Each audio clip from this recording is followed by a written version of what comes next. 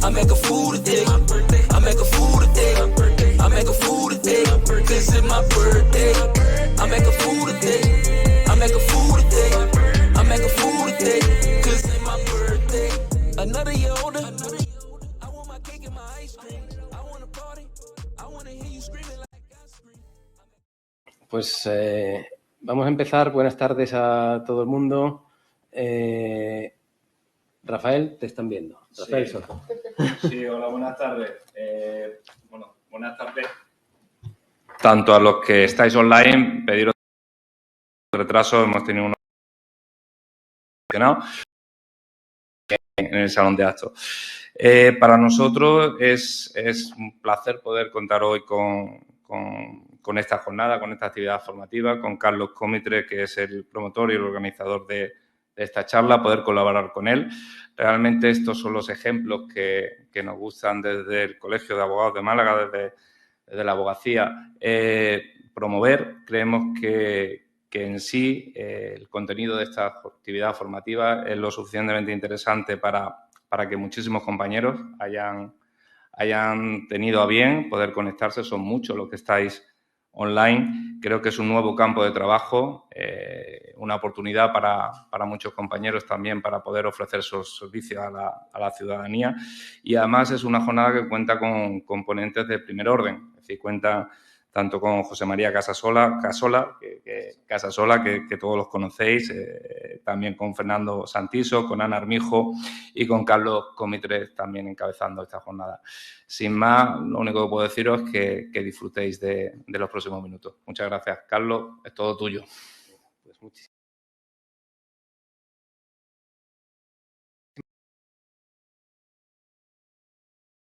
gracias.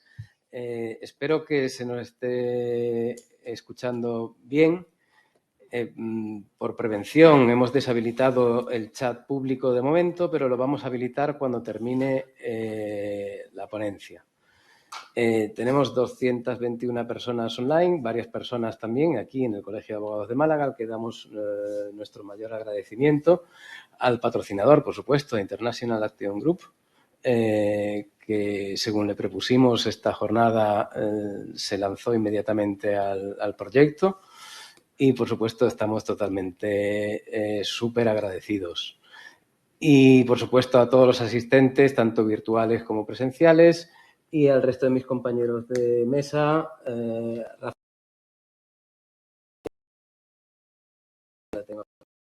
José María Casasola, que ha conseguido salir de esa tríada que tiene ahora mismo, de Mercantil 1, Mercantil 1 bis y Mercantil 3. Es como un ente que pulula en el espacio judicial mercantil y al que agradecemos enormemente que haya podido encontrar tiempo para acompañarnos. La razón de que nos mueve a esta jornada son los cambios en algo tan esencial como la segunda oportunidad. Sabemos que tenemos una ley que se ha reformado muchas veces, que pensábamos que se había quedado estable allí por septiembre de 2020 y resulta que no, que nos van a cambiar otra vez los principios fundamentales del derecho concursal y entre ellos también el principio, la parte de la segunda oportunidad. La segunda oportunidad eran liberarse de las deudas y que las personas físicas no. En el año 2015 se comenzó un procedimiento que parecía que iba a terminar bien, hasta que, bueno, sabemos que el que tiene los dueños del dinero público lo defienden hasta el más allá. De ahí que ponen todo tipo de trabas a esta segunda oportunidad que condenaría a miles de familias a la insolvencia permanente o a la muerte civil. Bien. Espero que bueno, pues la ponencia va a tener 4 partes, 3 en realidad. Yo me he permitido contaros simplemente cómo funciona el procedimiento a día de hoy y en algún momento indeterminado entre el día de hoy y los próximos meses cambiará.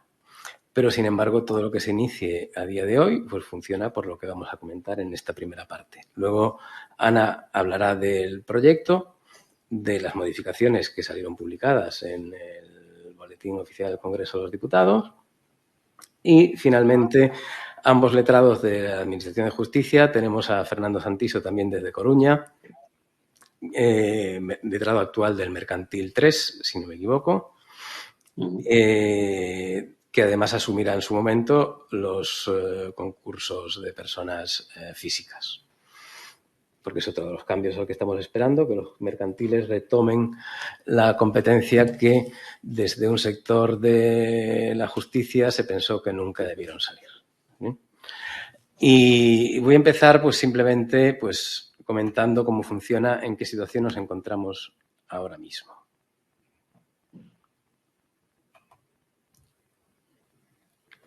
Bueno, aquí podéis ver esta persona que se está ahogando, ¿vale? Que es bastante representativa de esta situación. La situación actual la encontramos y va a ser, en mi parte, la única vez que voy a nombrar una ley. El texto refundido de la ley concursal, Real Decreto Legislativo 1/2020 de 5 de mayo y Ley de Segunda Oportunidad, Real Decreto de Ley 1/2015 de 27 de febrero. A partir de aquí, en la parte que a mí me toca, yo creo que en la ponencia no vuelva a nombrar un artículo porque no es lo importante. Lo importante es saber cómo funciona el procedimiento y las fases que tiene, ¿vale? Para que se la podamos explicar a un cliente. Todos los que nos hemos conectado somos profesionales y lo importante es tener claro el proceso.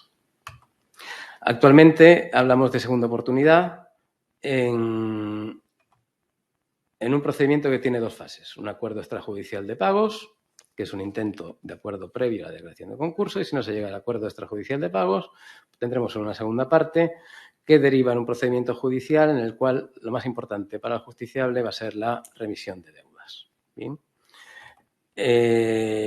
A día de hoy hablamos que la remisión de deudas requiere una declaración de un concurso.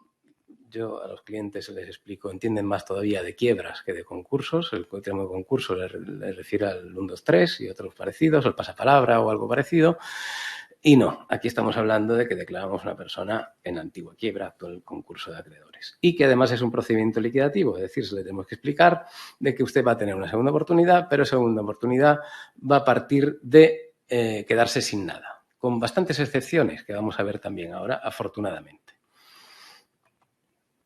Por tanto, acuerdo extrajudicial de pagos.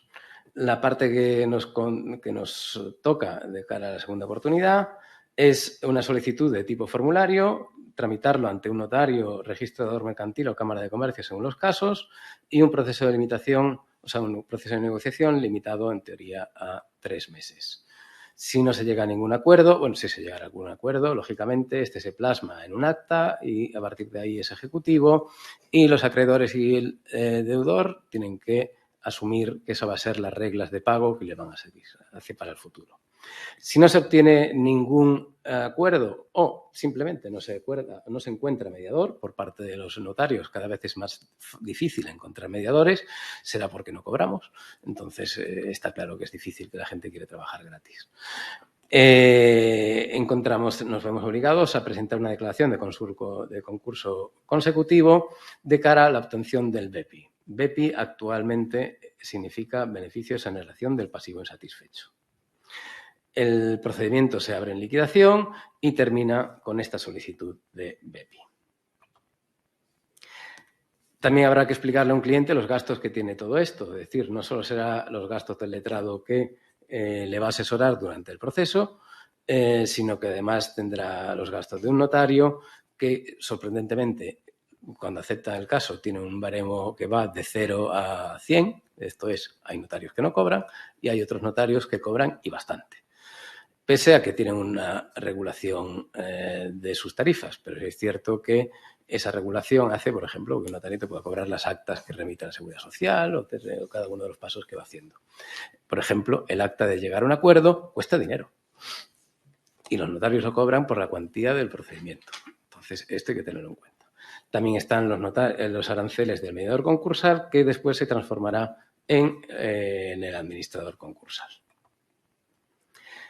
Ya sabemos que empezamos la preparación del expediente, solicitamos el notario vamos a suponer que sea la notaría, va a nombrar el mediador concursal y el mediador concursal lo tiene que notificar a los acreedores en los correos electrónicos que les hayan comunicado los deudores, que no siempre son correctos. Muchas veces nos dan correos electrónicos que sabemos perfectamente que ningún acreedor va a leer. Por ejemplo, cuando se refiere a atención al cliente de un banco, es prácticamente imposible que eso se llegue a una respuesta. Solicitamos normalmente que se den correos electrónicos útiles, son los que en base a nuestra experiencia, que casi siempre se repiten los acreedores, es decir, en casi todos los expedientes, el número de acreedores igual es bastante alto, pues utilizamos aquellos que nos han servido anteriormente para dar un efecto útil a esto. Si se les envía también un plan de pagos que tiene que estar firmado por el deudor y se les cita para una reunión de los acreedores. La ley no dice nada respecto de si esa reunión tiene que ser presencial o virtual, pues yo desde el principio las hago virtuales. Desde cuando les convoco les digo que si nadie tiene inconveniente la reunión va a ser virtual. Nadie pone nunca ninguna pega, lógicamente, porque sabemos que eso es algo que funciona. No así el nombramiento de mediador, que tenemos que seguir compareciendo en notaría, sorprendentemente. O no así también cuando admitimos o cuando firmamos el nombramiento de administrador concursal, en los que todavía muchos juzgados nos hacen comparecer, incluso aunque hayamos aceptado por Lesnet. A mí todavía no me he invitado a café, pero estoy en ello.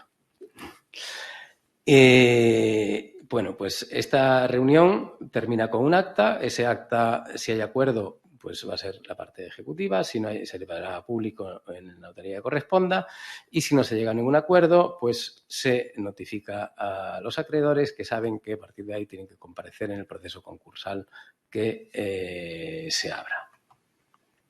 En este gráfico, en los que estáis en casa lo veis posiblemente mejor que aquí, pues veis todas las situaciones que se puede encontrar.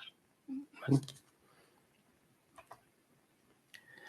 El asunto es, en la primera fase, ¿cuáles son los juzgados e instituciones competentes? Bueno, pues en el año 2015 lo tenía todo el mundo más o menos claro, pero en realidad, visto que, vamos a hablar claro, como se cobra poco o nada, pues nadie quiere este expediente en su mesa. Y nos encontramos con una serie de pegas, tanto en las notarías como en los registros mercantiles, que no están recogidas en la ley y que nos obliga a aportar mucha más documentación de la que la ley dice que se tiene que aportar. Como pongo en esta transparencia, en esta diapositiva, entre todos los mataron y él solo se murió. El proyecto de ley dice que es que este procedimiento no ha funcionado. Y yo me pregunto, ¿cómo va a funcionar si todos los operadores que trabajan en él no cobran y tienen que trabajar? Pues así, desde luego, es bastante complicado que funcione, ¿no?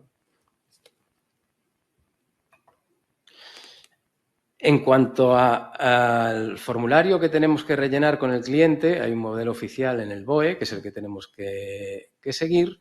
Se presenta a la notaría le acepta el caso, vamos a suponer que sea notaría, y a partir de ahí lo tiene que notificar a los registros públicos, al registro civil, a los juzgados competentes, y tiene que ser una serie de notificaciones que le obliga a un trabajo que muchas veces es bastante pesado. Cuando digo la Cámara de Comercio también en esta diapositiva, es decir que, por ejemplo, la Cámara de Comercio de Málaga no tiene asumidas esas competencias, que en ningún sitio dice la ley que tenga que asumirlas de ninguna forma. Esto es, la Cámara de Comercio debería ser un servicio más que deberían prestar. Bueno, pues el de Málaga no lo ha prestado nunca ni piensa hacerlo ya para lo que queda. El registrador mercantil pues también tiene su tramitación complicada, como comentaré ahora. ¿Por qué? Porque la competencia es fácil cuando nos encontramos con una persona natural que nunca ha tenido actividad económica. Según haya tenido actividad económica y un notario te pida la vida laboral donde diga que ha sido autónomo y que parte de esa deuda ha sido generada durante el periodo de autónomo, te va a decir que es una deuda mercantil y que tienes que ir al registro mercantil o a la Cámara de Comercio. Ya hemos visto en Málaga, no, al registro mercantil. ¿Vale? ¿En qué se basan? En una resolución de la Dirección General de Seguridad Jurídica y Fe Pública de fecha 14 de diciembre de 2021, ha tardado 6 años en pronunciarse sobre esto, que dice que las deudas generadas en el periodo de actividad económica corresponden a los juzgados mercantiles y al registro mercantil. Bien, eso no es lo que dicen los juzgados, no es lo que dice, por ejemplo, la Audiencia Provincial de Valencia, creo que no es lo que dice la Audiencia Provincial de Málaga, porque, lógicamente, no podemos hacer milagros. A una persona que ya no es empresaria, no la podemos hacer empresaria para declararla en concurso de acreedores. Esto me acaba de suceder hace escasos días en el despacho, cuando un notario se niega a admitir el expediente, un segundo notario se niega a admitir el expediente, lo presentamos en el registro mercantil, nos dicen que presentemos, lo voy a decir, 3 copias en papel. De 2 concursados, nos dice que solo tenemos que presentar a nombre de uno, cuando eran cónyuges. Y, lógicamente, las deudas estaban a nombre de los 2. Que lo tenemos que inscribir en el registro mercantil antes de todo este proceso. Y nosotros le hemos preguntado, estamos pendientes de respuesta, cómo voy a inscribir en el registro mercantil a un jubilado y una pensionista. Pues yo creo que no se puede hacer. Entonces, todo esto, luego nos comentará Ana, que es posible que deje de ser un problema. Pero actualmente sí lo es porque no es lo mismo tramitar un concurso en un juzgado que tiene menos carga de trabajo que un mercantil y que en un procedimiento estándar debería durar bastante menos en un juzgado de primera instancia si a lo mejor se le hubiera dado la formación correspondiente a todos los operadores que tienen que intervenir en este proceso. En cualquier caso, esta es una parte que posiblemente cambiará. Tenemos la solicitud de nombramiento de mediador, la convocatoria, bueno, no me voy a repetir, sabemos que terminamos en un concurso consecutivo. ¿Y qué persona realmente puede ir actualmente al acuerdo extrajudicial de pagos? Pues la persona natural, empresario no, que se encuentra en situación de insolvencia, con obligaciones líquidas vencidas y exigibles, con un pasivo que no supere los 5 millones de euros, que hasta ahora yo no he encontrado a ninguna persona que deba a título personal más de 5 millones de euros. ¿Quién no puede ir? Pues los que hayan sido condenados en sentencia firme por delito contra el patrimonio, contra el orden socioeconómico, que haya sido declarado en concurso en los años anteriores o que hubieran hecho un acuerdo extrajudicial de pagos anterior, o quienes estuvieran negociando con los acreedores un acuerdo de refinanciación ya en concurso. Esta parte es muy importante porque actualmente puede ir mucha gente al acuerdo extrajudicial de pagos. Con la reforma, no te voy a pisar, ni voy a hacer spoiler a la parte de Ana, pero todo esto cambia y nos van a poner esto un poco más complicado. Es cierto que cuando nos encontramos con una paradoja, que una persona que haya asesinado a alguien y tenga una deuda por responsabilidad civil podría ir a este proceso, porque no está excluido en la actual ley. Otra cosa es que se considere que eso puede ser o no causa de culpabilidad del concurso, ¿sí? Por aquello de haberse generado a sí mismo la insolvencia. Pero en cualquier caso, actualmente sí nos encontramos con esta paradoja. En la solicitud se tienen que incorporar un montón de cosas, que es el inventario del efectivo, activos líquidos, los bienes y derechos que sea titular, los ingresos regulares previstos, si las deudas son con o sin garantía real y si la persona está casada, su régimen matrimonial también, y si estuviera obligado a llevar contabilidad, tendrá que aportar sus libros y sus cuentas anuales. Bien. Actualmente, ¿qué problema tenemos con la vivienda? Bueno, pues que volvemos al principio de la exposición. Estamos en un procedimiento liquidatorio. La vivienda se vende. ¿Qué es lo que ha pasado? Que no viene en la ley actual, la que está vigente. Luego ya se verá, ¿verdad? Bueno, pues actualmente nos encontramos que se aplica por los juzgados la lógica. Esto es, si encontramos con una casa por la que se debe más de lo que vale, a ninguna parte del concurso le interesa que esa casa se venda, porque solo va a cobrar el que ya tiene la deuda. Y como el que ya tiene la deuda se está pagando, pues no hace falta. Pues esto es algo que nos abre de forma extralegal, porque actualmente la ley no lo dice, que tengamos una liquidación sin venta de vivienda habitual. Ojo, si tenemos una casa valorada en 300.000 euros que tiene una hipoteca de 60.000, la casa se va a vender. Eso es así, porque lógicamente el fin de un concurso es que los acreedores cobren.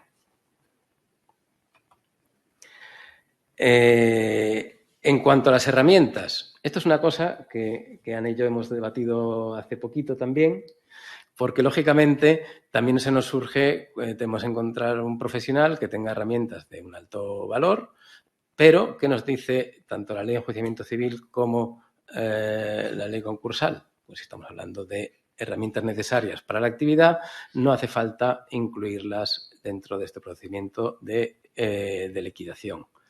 Lógicamente, con excepciones.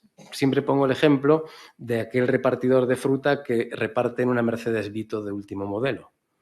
Pues, lógicamente, los acreedores no le van a consentir que se quede con la furgoneta Vito de último modelo porque se puede repartir con algo bastante más barato. Es decir, en ese caso yo creo que cabría incluso que esa herramienta fuera sustituida por otra herramienta que hiciera los mismos servicios, por pura lógica, ¿eh? En cuanto al acuerdo que podemos proponer, son esperas por un plazo no superior a 10 años, quitas que no están limitadas y la cesión de bienes o derechos para los acreedores en pago para parte de sus créditos. El supuesto más habitual que puede tener lugar a que luego nos digan que el acreedor, o sea, que el deudor no es de buena fe, es cuando directamente desde el principio hablamos de una quita del 99% de los créditos, cuando se tienen ingresos con los que se podría pagar algo. A las personas que nos preguntan, yo siempre les sugiero que hagan planes de pago realistas. Es decir, si tienes algo que se pueda pagar, por lo menos intenta pagarlo, por aquello de la buena fe. Actualmente, ¿afecta el acuerdo extrajudicial a todos los acreedores? Pues en teoría no. Hablamos de que no afecta a los créditos con privilegio especial, en este caso las hipotecas, y no afectaría a los créditos con derecho público. Hablo del texto de la ley. ¿Por qué? Porque, aunque el texto refundido excluye expresamente la deuda pública, la realidad es que desde la sentencia del Tribunal Supremo de 2 de julio de 2019, realmente de antes, porque al Supremo se llega después de muchos años de debates, pero bueno, esta sentencia de 2 de julio de 2019 vino a confirmar que si estamos hablando de segunda oportunidad, pues hablamos de segunda oportunidad y, por tanto, lo crédito público debería estar afecto, ¿vale? Hay varias sentencias, además del Tribunal Supremo, también tenemos la del 1 de junio de 2020, que acordaron la exoneración del pasivo insatisfecho que tuviera la calificación de ordinario y subordinario, incluyendo el crédito público. ¿Qué es lo que pasa? Que ahí nos tenemos que jugar a defender delante de los juzgados la postura que defiende Ignacio Sánchez de Argallo en su sentencia de que ha habido un exceso de delegación de legislativa o ultravires, por lo cual en el texto refundido se excluyó el crédito público, cosa que no se tenía que haber excluido porque estábamos hablando de un texto refundido, no de una norma nueva. Hay muchas sentencias en este sentido, he puesto aquí unas cuantas, voy a citar la última y solo la voy a citar porque luego la va a comentar Ana también, que es el auto de la Audiencia Provincial de Barcelona de 11 de mayo de 2022. ¿Vale? Sabemos que en derecho mercantil Barcelona es bastante pionera y la que va abriendo camino en muchas cosas y de ahí afortunadamente lo van siguiendo pues bastantes operadores. También tenemos el último, yo creo, bueno, he puesto uno del 23 de noviembre de 2021, pero en fin, lo que sí está claro es que este acuerdo extrajudicial de pago sí sirve sin ninguna discusión para los microcréditos, para las tarjetas, para los créditos normales, para los préstamos usurarios. Esto no tiene discusión. Afortunadamente, para eso sí vale. Y poco más. En cuanto a lo que hace el mediador, lo que tenemos que hacer es comprobar los datos y preparar la convocatoria.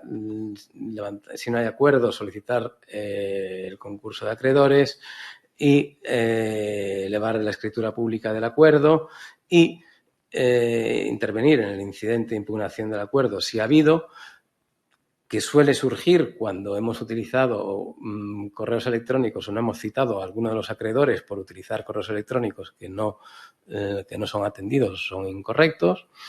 Y en caso de que haya acuerdo, pues tenemos la función de cumplir, de hacer un seguimiento del acuerdo.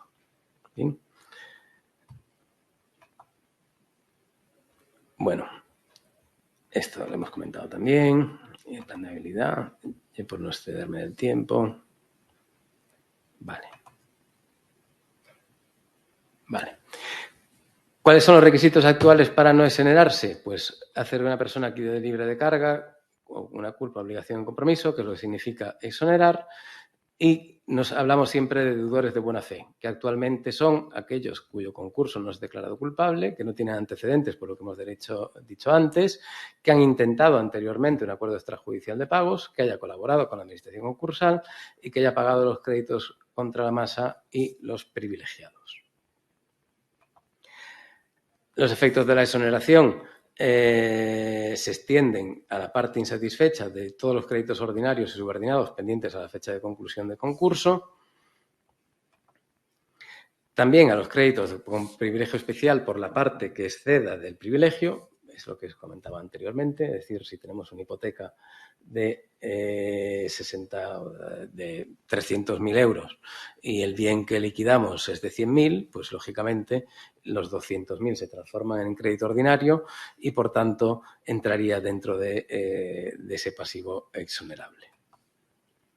En el caso de que tengamos bienes gananciales o otro de comunidad y no se hubiera producido la liquidación de dicho régimen, el beneficio de exoneración pasivo insatisfecho se extenderá al cónyuge del concursado.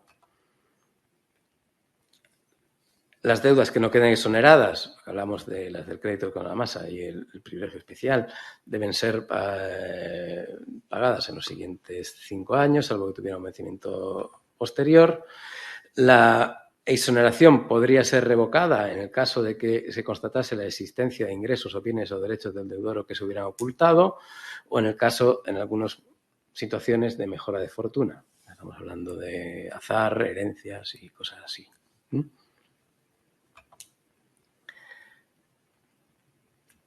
Y por mi parte, yo creo que voy a concluir y le voy a dar paso directamente a Ana, que nos va a hablar, va a sacar la bola de cristal y nos va a comentar lo que entienda oportuno. Ana, son todos tuyos. Buenas tardes a todos. Muchas gracias por la asistencia presencial y virtual. Antes de entrar en materia, te quería agradecerle a Virginia y a Enrique su amabilidad, a la empresa patrocinadora IAG. Y bueno, es un placer compartir mesa con Carlos, José María y con Fernando, aunque sea online. Para entrar en materia, voy a hacer una breve referencia a los antecedentes legislativos del EPI y me voy a remontar al año 1265, la partida de Alfonso X el Sabio. En este código es por primera vez donde encontramos regulado lo que puede considerarse una segunda oportunidad, el procedimiento de desamparo, que se protegía al deudor que había liquidado sus bienes de la persecución de sus acreedores. La persecución, la verdad es que no sé en qué sentido lo perseguían, pero era cierta protección. En la actualidad nos remitimos al año 2015, que es cuando llega la conocida segunda oportunidad a nuestro ordenamiento jurídico, modificado en el año 2020 en los términos que ha comentado Carlos, y ahora va a ser un mecanismo que va a ser nuevamente modificado por el texto refundido que tenemos su aprobación en ciernes. Se está hablando de finales de junio, septiembre, la verdad es que no lo tenemos muy claro. Y sobre este nuevo EPI, eso que ahora ha perdido la condición de beneficio y pasa a llamarse EPI, es de lo que yo voy a hablar esta tarde. Para ello sí quiero decir, desde mi punto de vista y habiendo trabajado en la materia, que tiene aspectos muy positivos y aspectos que son negativos. Como aspectos positivos, sin duda resaltar que se suprime el acuerdo extrajudicial de pago, que para mí es inoperante, retrasa el procedimiento, implica un gasto necesario. De hecho, en el Juzgado de lo Mercantil número 13 de Madrid ya tenemos autos que conceden la exoneración de pasivo insatisfecho sin ese acuerdo extrajudicial de pago. Otro aspecto positivo de la normativa, sin duda, la vía atractiva para todos los procedimientos del Juzgado de lo Mercantil, juzgado especializado y que nos va a facilitar a los letrados la tramitación de este tipo de expedientes. Otro aspecto muy positivo y que era necesario es la posibilidad de que se acuerde la exoneración sin que el deudor se vea obligado a liquidar todo su patrimonio. Ahora tenemos, con esta nueva ley, se prevé la exoneración con un plan de pago o con un plan de liquidación. Cuestiones negativas, que la ley también las tiene. Por un lado, como aspecto negativo, que analizaremos a continuación, es el endurecimiento de los requisitos para considerar al deudor que es de buena fe, y otro aspecto negativo, que para mí es fundamental, es la exclusión de exoneración de determinados créditos. Para entrar en materia lo vamos a hacer diferenciando 3 apartados diferentes. Por un lado, las cuestiones generales, donde vamos a abordar lo que es el deudor de buena fe y los créditos que no van a ser exonerables, la exoneración con plan de pago y la exoneración con liquidación. Primera pregunta, con esta nueva normativa, ¿quién va a ser deudor de buena fe? Porque en la actualidad la ley, la verdad es que excluye a muy pocos deudores de ser de buena fe. La ley hace una exclusión negativa, dice quién no es un deudor de buena fe, y esto se mantiene en la normativa actual. Con la que tenemos vigente, excluye a aquel deudor que el concurso ha sido calificado culpable y también excluye a aquel que haya sido penado con una sentencia penal firme por delitos socioeconómicos y vinculados principalmente al ámbito económico. En la actualidad se mantiene esas dos causas de exclusión del deudor de buena fe. Si bien quiero decirle a Carlos que en el anteproyecto que eso se ha suprimido con el texto que tenemos hoy en día, también se excluía aquel deudor que hubiera sido condenado por sentencia firme a más de 3 años, un homicidio y asesinato. Eso se ha suprimido con el texto actual y hace 4 exclusiones nuevas. No va a ser deudor de buena fe aquel que no colabore con el administrador concursal y con el juez del concurso. Tampoco va a ser deudor de buena fe aquella persona que oculte información o aporte información engañosa. Y no va a ser deudor de buena fe aquel que se haya visto en situación de insolvencia por temeridad o negligencia. El legislador, si no adelanta los parámetros que el juez tiene que determinar, qué parámetros tiene que tener en cuenta para ver si concurre este presupuesto. Cuando habla de suministrar de información falsa o engañosa, remite a la información que se entrega a las entidades financieras cuando se va a contraer el endeudamiento. Y a la hora de determinar si estamos hablando de temeridad o negligencia, pide al juez que haga una valoración de la situación económica, de la situación social del deudor para determinar si ha incurrido en esa negligencia o temeridad, y también habla de los mecanismos de alerta temprana que suministran la información. Otra causa más de exclusión del concepto de buena fe va a ser aquel deudor que se haya visto afecto por una sentencia de calificación de otro concurso, supuesto de hecho de libro, aquel administrador social que la empresa a la que está vinculado es declarada en concurso, se declara la culpabilidad y es declarado cómplice. Pues si en los 10 años anteriores a la solicitud el deudor está en esa situación, no va a ser considerado deudor de buena fe. Y hay otra causa más que es la que a mí me preocupa especialmente. El legislador excluye del concepto de la buena fe, del deudor de buena fe, aquel deudor que ha sido sancionado por resolución administrativa firme por infracciones tributarias, de la seguridad social o del orden socioeconómico, o también al que se le haya derivado responsabilidad, siempre y cuando haya mediado dolo. Mi pregunta principal es ¿a quién le corresponde determinar si hay dolo? Porque para la Administración siempre va a haber dolo. Y la pregunta siguiente es porque al fin y al cabo la realidad es la que es, que los deudores empresarios que van a esta segunda oportunidad, el 90-95% tiene un crédito público con una derivación de responsabilidad. Y si la persona que está en esa situación no va a ser considerado como deudor de buena fe, no puede acogerse a ese beneficio, la medida va a perder virtualidad. Y eso lo conectamos con el segundo punto, con la imposibilidad de excluir determinados créditos. El legislador, en la nueva norma, en el nuevo EPI, determina un elenco de créditos que no se van a poder exonerar. Es decir, son créditos que quedan al margen del acuerdo que quedan al margen del plan de pago de la liquidación. Son créditos que bajo ningún concepto se van a poder exonerar.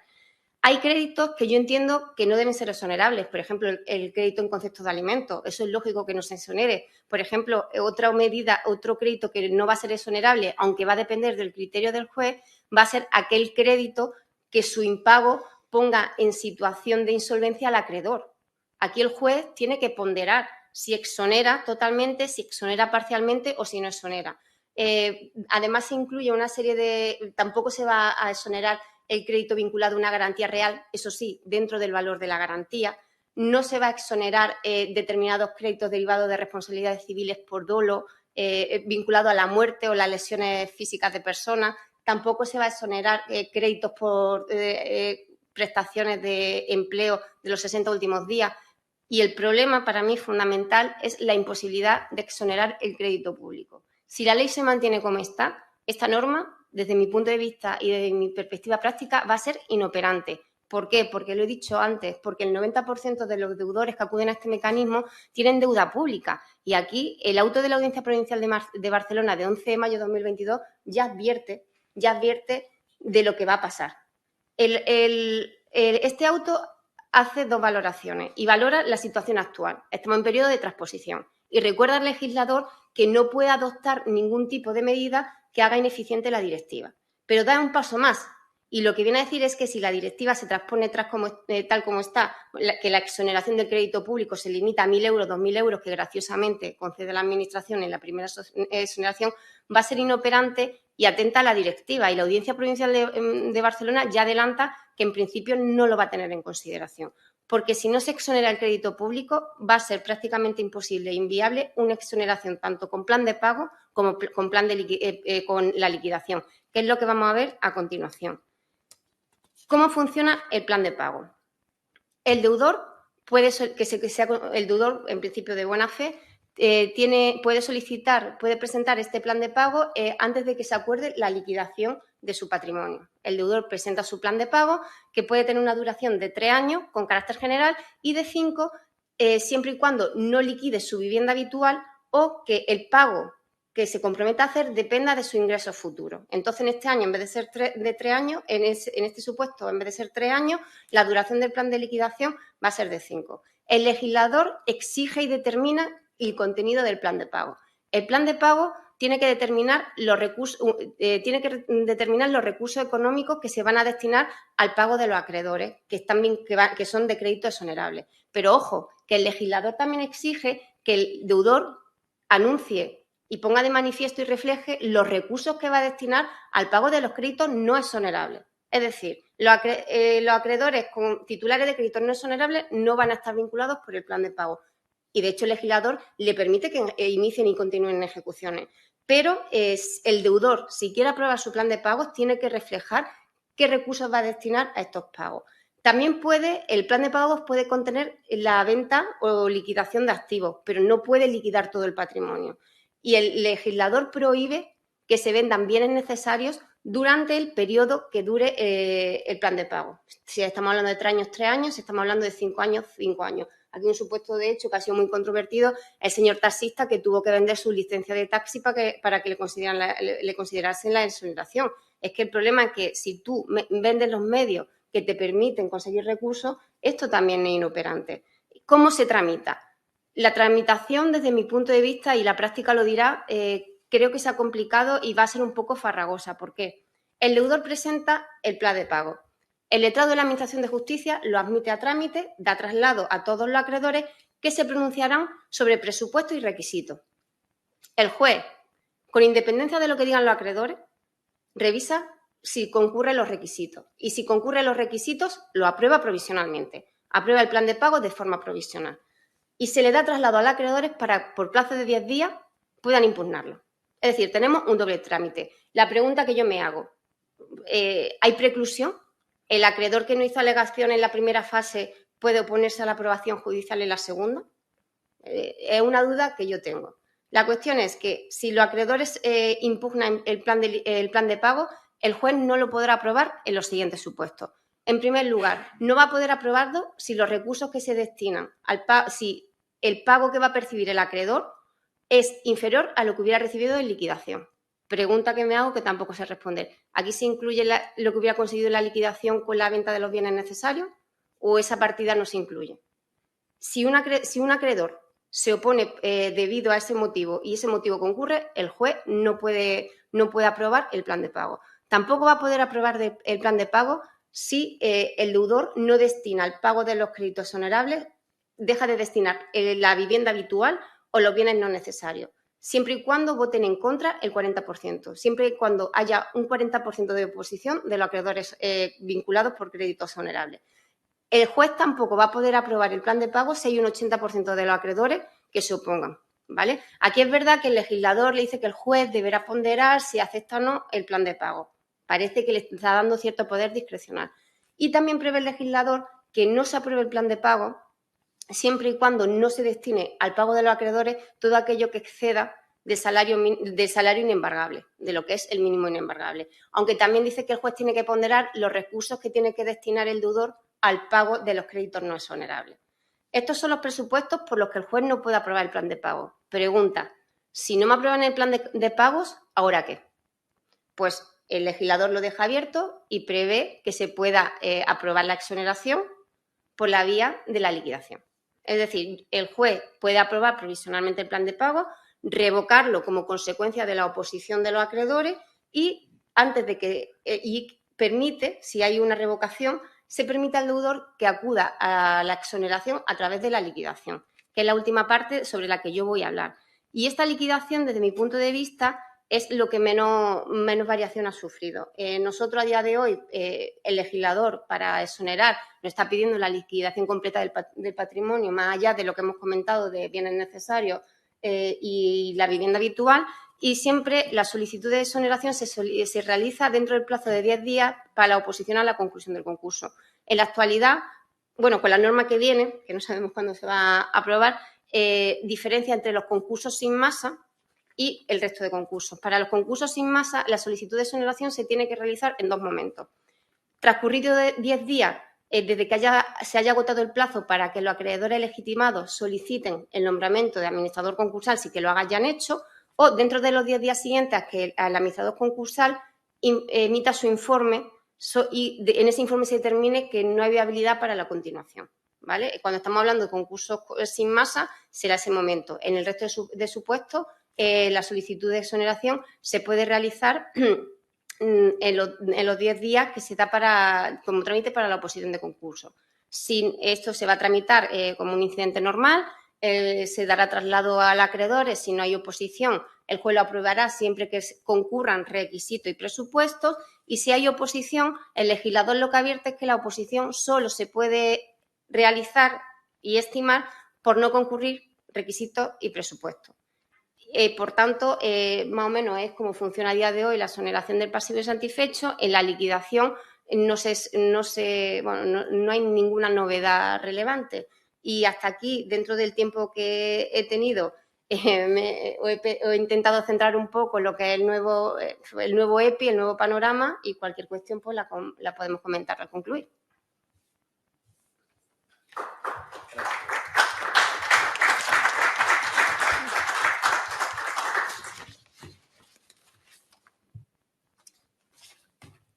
Bueno, pues creo que a continuación tanto Fernando Santiso como yo vamos a intentar jugar un poco a adivinar qué es lo que va a pasar con las más de 630 enmiendas que actualmente se están votando. Y cuando digo actualmente es en esta semana se están votando en el Congreso de los Diputados.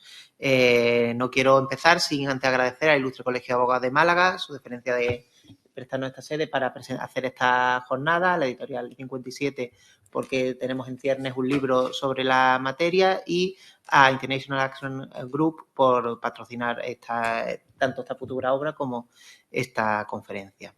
Bien, nos hemos dividido un poquitín, tanto Fernando Santiso, mi compañero de Coruña 3 y 1, como yo, las enmiendas en relación al beneficio de exoneración del pasivo insatisfecho, sobre todo desgranando las que pueden ser más interesantes. Aquí, además, piensen que todo lo que hablemos va a ser política ficción, porque la aritmética parlamentaria es la que es, y muchas veces pues las enmiendas se nos escapan ciertas causas según las cuales algunas podrán salir, otras no salir. Que podrá tener en consideración de que haya 100 kilómetros más de autovía en Soria con que se apruebe algún tipo de disposición. Pues por desgracia o por suerte puede suceder. Antes de nada, yo voy a empezar a hablar un poquitín sobre este paso del BEPI al EPI, que parece un trabalenguas. ¿Cuándo se va a dar? Pues lo primero es que hemos pasado muy de puntilla sobre la disposición transitoria primera del actual texto reformado que se está sometiendo a enmienda en las Cortes Generales. Y dice que será aplicable el texto que salga de las Cortes, entre otras cuestiones, a las solicitudes de exoneración del pasivo que se presenten después de su entrada en vigor. ¿Esto qué quiere decir? Que partiendo de un escenario muy optimista que apruebe el texto refundido como se supone que quedará a final de junio, o más realista que pueda ser en septiembre, cualquier solicitud de exoneración de pasivo insatisfecho se refiera a un procedimiento que se encuentre ya en trámite, se refiere a un procedimiento que se vaya a presentar a posteriori, se va a regir por la normativa que aprueben las Cortes. ¿Esto qué quiere decir? Bueno, para empezar, ya está dando el legislador una pista de que esto no es una ley procesal, porque las leyes procesales nunca han podido ser retroactivas. Esto de cambiar las reglas del juego a mitad del partido, pues nunca ha sido considerado razonable, sobre todo desde el punto de vista de la normativa procesal. ¿Por qué? Pues porque yo tengo, cuando acudo a un proceso, una serie de expectativas, y las expectativas que se tienen, pues puede ser un procedimiento que empezó con la ley concursal, que se transformó con el texto refundido de la ley concursal, que como no es una norma distinta, evidentemente sí se aplica con carácter retroactivo, pero al cual sí se le va a aplicar con carácter retroactivo este nuevo EPI que nos hemos encontrado. Procedimientos tanto que estén en trámite como que se hayan concluido, que esté en plazo para solicitar la exoneración de pasivo insatisfecho, como la posibilidad de reaperturar un concurso de persona natural, sea empresario o no empresario, que se ha cerrado en falso precisamente para tramitar la exoneración de pasivo insatisfecho. La norma transitoria es la que es decir, si esto sale así, va a suponer que concursos que se han metido ahora para conseguir la exoneración plena del pasivo insatisfecho, si entra en vigor la reforma del texto refundido, pues, y si no se modifica los artículos concretos, y sí, ya que vemos que aquí todo es, pues no van a conseguir su finalidad. Es decir, esto que hemos dicho de corran ustedes porque en breve no se va a poder exonerar el crédito público, pues es posible que ni corriendo se pueda llegar a exonerar el crédito público si no pasa por una reforma legislativa. ¿Esto es inamovible? No. Encontramos al menos 3 enmiendas que pretenden la no retroactividad de la exoneración de pasivo insatisfecho. En concreto, la enmienda 202 y 319, ambas del Grupo Parlamentario Plural, creo que de ponentes distintos, y la enmienda 266 del Grupo Parlamentario Republicano. En estas enmiendas, pues lo que se pretende es precisamente, y con base a la irretroactividad de las normas procesales, pretender que se paralice la aplicabilidad del nuevo EPI a las situaciones en las cuales la defensa y representación pues intentaron un concurso consecutivo para conseguir un BEPI del que tenemos actualmente. ¿De acuerdo? En segundo lugar, Ana ha incidido mucho en lo que es actualmente el deudor de buena fe y en lo que se va a transformar el deudor de buena fe. Partiendo de esta base, vemos que es muy difícil que una persona cuyo endeudamiento no sea especialmente particular, es decir, por consumo y por alimentos, etcétera, pues pueda llegar a ser considerado un deudor de buena fe. Lo primero, ¿qué es lo que dice la directiva? Porque no olvidemos que aquí lo que estamos es transponiendo una directiva, y estamos transponiendo una directiva que es de marco, pero que tiene una serie de disposiciones que le dan cierta cancha al legislador. Así, la directiva habla de los parámetros para ponderar que un deudor es de mala fe o deshonesto. Se habla en primer lugar de la naturaleza o importe de la deuda. Aquí vemos que, pese a que nos pueda doler, al legislador se le está dando la posibilidad de ponderar qué clase de deuda es para que pudiera ser considerado o no deshonesto un deudor. El momento en que se contrae, esfuerzo para cumplir incluso la llevanza de contabilidad en aquellas personas que estén obligadas, cumplimiento de las obligaciones societarias. Ojo, que aquí hay una enmienda que ha pasado de soslayo y que si sale va a dar un vuelco totalmente a los concursos, y la enmienda número 46 del Grupo Parlamentario del Partido Nacionalista Vasco, que incluiría un 37 ter en el texto refundido de la ley concursal, según el cual la solicitud de un concurso sin masa en ningún caso exonera al administrador social de posibles responsabilidades por deudas sociales. ¿Esto qué quiere decir? Yo, como administrador societario, independientemente de que puedan luego ser considerados o no de buena fe, pues me van incluso a cerrar la posibilidad de solicitar un concurso respecto de mi persona. Cumplimiento de la normativa en materia de competencia y en materia laboral y maximización del rendimiento para pagar las deudas, e igualmente una cierta ponderación entre los derechos del deudor y los de uno o varios acreedores. Todas estas circunstancias, dice la directiva, que deben ser ponderadas por el legislador. Es más, el artículo 36, creo que es, no, 23, dice, como excepción a lo dispuesto, de esto de la directiva estoy hablando, ¿de acuerdo? En los artículos 20 y 22, los Estados miembros podrán mantener o introducir disposiciones que denieguen o restrinjan el acceso a la exoneración de deudas o revoquen dicha exoneración, o que se establezcan por plazos más largos cuando el empresario insolvente haya actuado de forma deshonesta o de mala fe según la normativa nacional respecto a los acreedores en el momento de endeudarse, durante el procedimiento de insolvencia o durante el pago de la deuda. ¿Esto qué quiere decir? que podrá ser discutible, pero el marco que da la directiva es totalmente amplio respecto del legislador. Si el legislador lo hace de manera fundada, podrá establecer las excepciones que estime oportunas, al menos en lo que se refiere a la buena fe. Fernando Santiso hablará en relación a la cuantía de los créditos.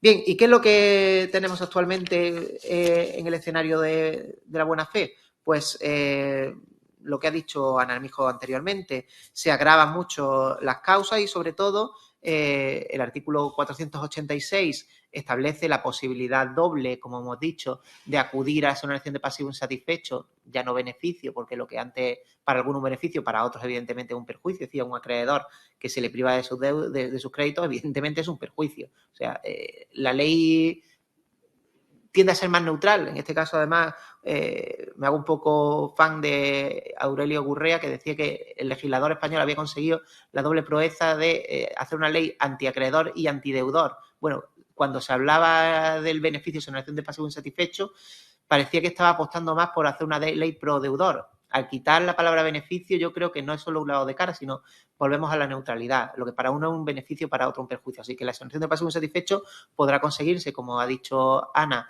sin liquidar los bienes, creo que Fernando Santiso va a incidir respecto a la tramitación procesal del mismo, o liquidando los bienes, pero siempre se habla de el deudor de buena fe. Y el 487, que ha determinado una serie de circunstancias, principalmente el punto segundo y el punto cuarto, que son los que ha incidido Ana Armijo, según los cuales, pues, se entiende que no es deudor de buena fe cuando los 10 años anteriores a la solicitud de exoneración hubiera sido sancionado por resolución administrativa firme, por infracciones tributarias, seguridad social, de orden social, o cuando en el mismo plazo se hubiera dictado acuerdo firme de derivación de responsabilidad, apreciándose en su conducta dolo, salvo que la fecha de presentación de la solicitud de exoneración hubiera satisfecho íntegramente su responsabilidad. E igualmente, el punto cuarto, respecto de la persona que haya sido afectada en la sentencia de calificación del concurso de un tercero como culpable, salvo que la fecha de presentación de la solicitud se hubiera satisfecho íntegramente su responsabilidad. Existen los unicornios porque no va a existir estos deudores que asumen el total déficit. Yo todavía no lo he visto, llevo 12 años y pico y creo que todavía no lo he visto en este escenario. Bien, además de la posibilidad de los delitos que ya se ha modificado, entendemos que son causas tasadas, se supera lo de los 3 años, etcétera. Me voy a centrar en las enmiendas que se han puesto en relación a estos puntos. En primer lugar, encontramos del Grupo Parlamentario Plural las enmiendas 136 y 137 con una redacción alternativa que vuelve otra vez precisamente a lo de los 3 años respecto de los delitos contra el patrimonio y suprime los ordinales segundo y cuarto, es decir, tanto el que se refiere a la sanción administrativa como el que se refiere a la eventual responsabilidad por el déficit. Igualmente, la enmienda 286 del Grupo Parlamentario Plural es, suponemos que de otro ponente, análoga a la anterior, la enmienda 223 del Grupo Parlamentario Republicano y la 421 que en parte también habla de modificación o supresión del apartado primero del ordinal cuarto, en este caso del Partido Popular. Bien, estas enmiendas van por un camino que pretenden, en este caso, pues dar más fuerza a la calificación. Estamos hablando de que no puede haber sido calificado como culpable un concurso. Entonces estamos volviendo a enjuiciar 2 veces las causas que le son de culpabilidad a la hora de poder hacer exonerable o no un concurso. ¿Qué quiere decir? La culpabilidad hoy por hoy es como es y para la condena del déficit tiene unos requisitos jurisprudenciales bastante, vamos a dejarlo en severos. Esto está dando la posibilidad de que un concurso que ha sido declarado fortuito porque no se dan las causas jurisprudenciales para considerarlo culpable, se vuelva a enjuiciar la conducta del deudor a la hora de ver si sus créditos son exonerables o no son exonerables. Yo no sé lo que va a salir porque, insisto, la aritmética parlamentaria es la que es, pero creo que es razonable el excluirlo. Y es razonable porque si ya tenemos un primer control a la hora de la culpabilidad, prácticamente ya sería el someter a otra gincana otra vez al deudor, que no creo en este momento que pueda suponer ningún beneficio.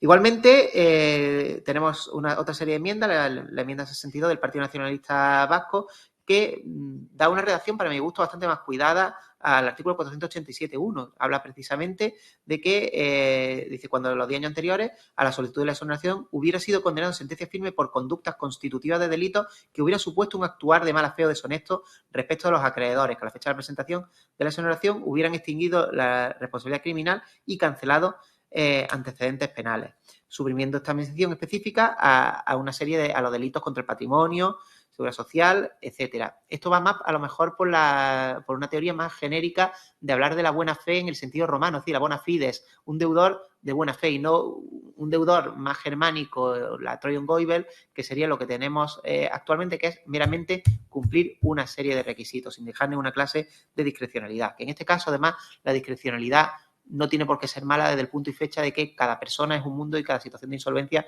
pues tiene una serie de cauces. Y evidentemente habrá deudores que pueda decirse que objetivamente no son de buena fe y conociendo la realidad trascendente puedan llegar a ser considerados de buena fe. Es decir, cualquier administrador de una sociedad limitada, si se le hace pasar por todo esto, pues va a tener muy difícil ser exonerada sus deudas. Cuando a lo mejor este administrador de una sociedad limitada, lejos ha quedado el libro de soy administrador de una sociedad limitada y ahora qué, pues será un encofrador que posiblemente cuando las cosas vayan mal se esté dedicando más a hacer lo que quiera que se dedique un encofrador, es decir, a hacer las estructuras de los edificios, que a sanear su contabilidad, excluyendo conceptos concretos, etcétera. Y yo creo que hasta aquí he llegado y le cedo la palabra a mi compañero Fernando Santiso, que le hablará del resto de cuestiones. Gracias.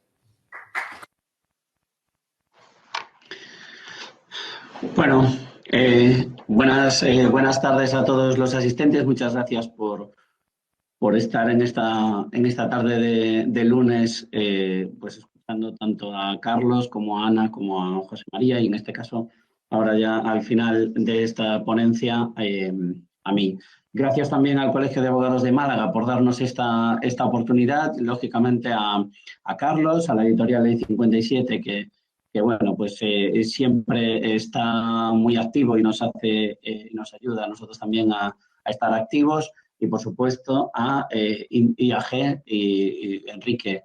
Un abrazo muy fuerte desde Coruña. Bien,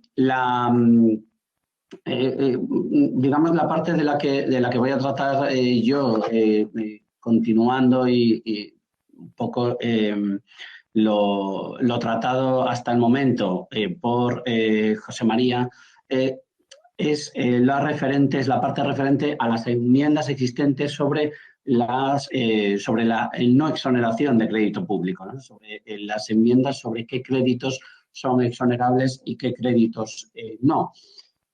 Pese a que, bueno, pues este es un poco la cuestión en sentido amplio para concretar, ya que la gran mayoría de críticas y la gran mayoría de enmiendas que se refieren a la no exoneración de crédito público, pues por ahí digamos que se va a centrar mi exposición.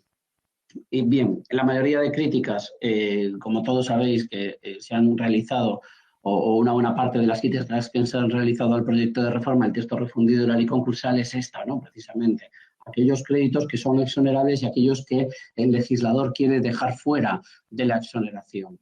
Y ello porque, teniendo en cuenta que la directiva de la Unión Europea, la 2019-2023, que es la que pretende precisamente transponer este proyecto de reforma, el texto refundido de la ley concursal, bueno, no recoge directamente esta posibilidad, sí se puede encontrar de una forma indirecta, digamos, o con una interpretación del legislador, por esto de que el legislador de la Unión Europea también pretende dejar un poco abierto el final, no nos cuenta el final de la película, sino que ese final le corresponde a los legisladores de cada uno de los países, y por esto del final abierto, pues el legislador español ha entendido que debía de excluir al crédito público de la exoneración. Sin embargo, si analizamos de forma inicial en esta exposición, si analizamos un poco los artículos del título tercero de esta directiva, los artículos 20 a 24,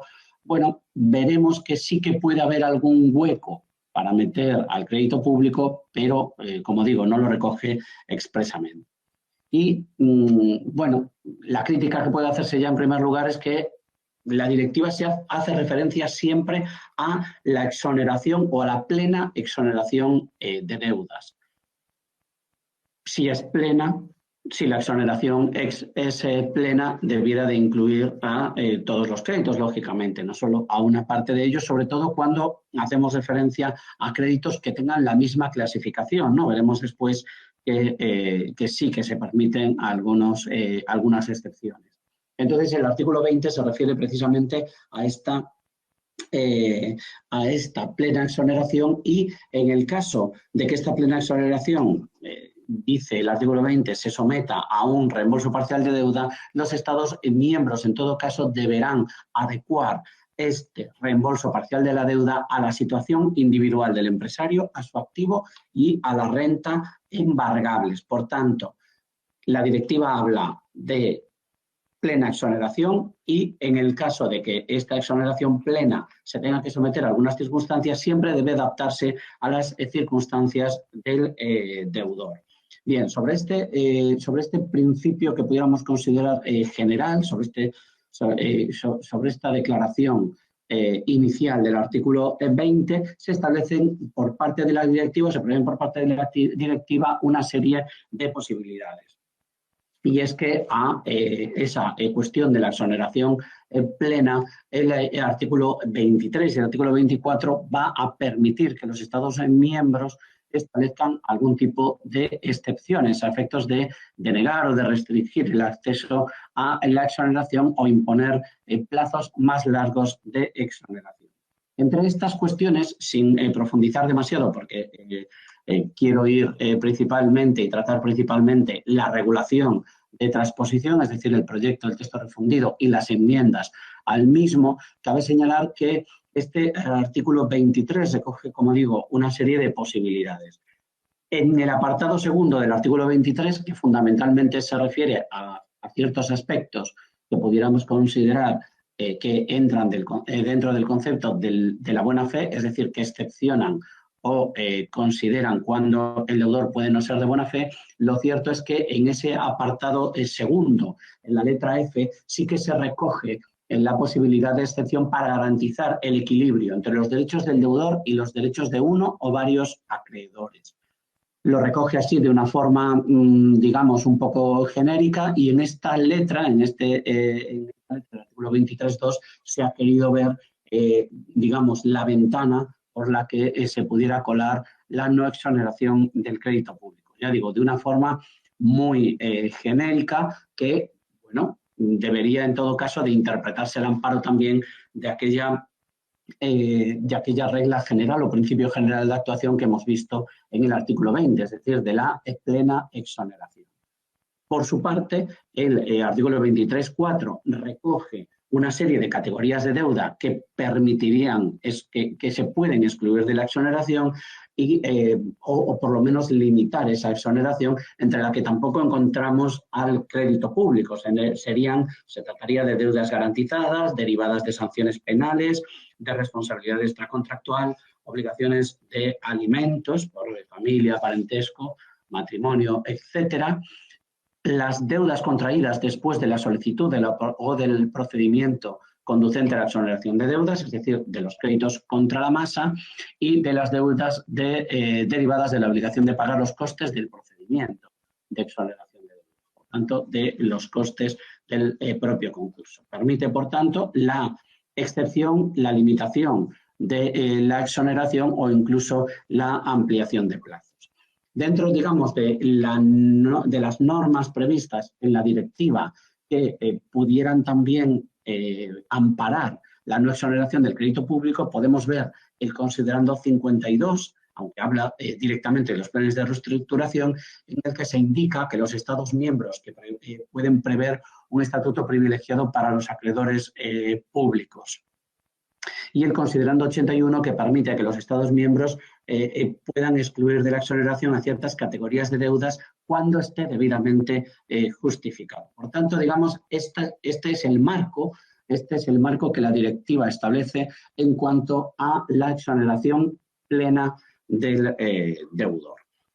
Frente a este marco de actuación que establece el proyecto de ley, bueno, pues el proyecto de ley de reforma, el texto refundido de la ley concursal, lo que va a realizar en la modificación que prevé del artículo 489.1 del proyecto, complementado por el 489.3, es que tras una redacción inicial en la que se exoneraba todo el crédito público y ante las críticas recibidas, bueno, pues en este proyecto de ley sí que se va a recoger una mínima exoneración del crédito público que, pues aunque suene a chiste, son 1.000 euros para los créditos derivados de la agencia tributaria y 1.000 euros para las deudas de la Seguridad Social.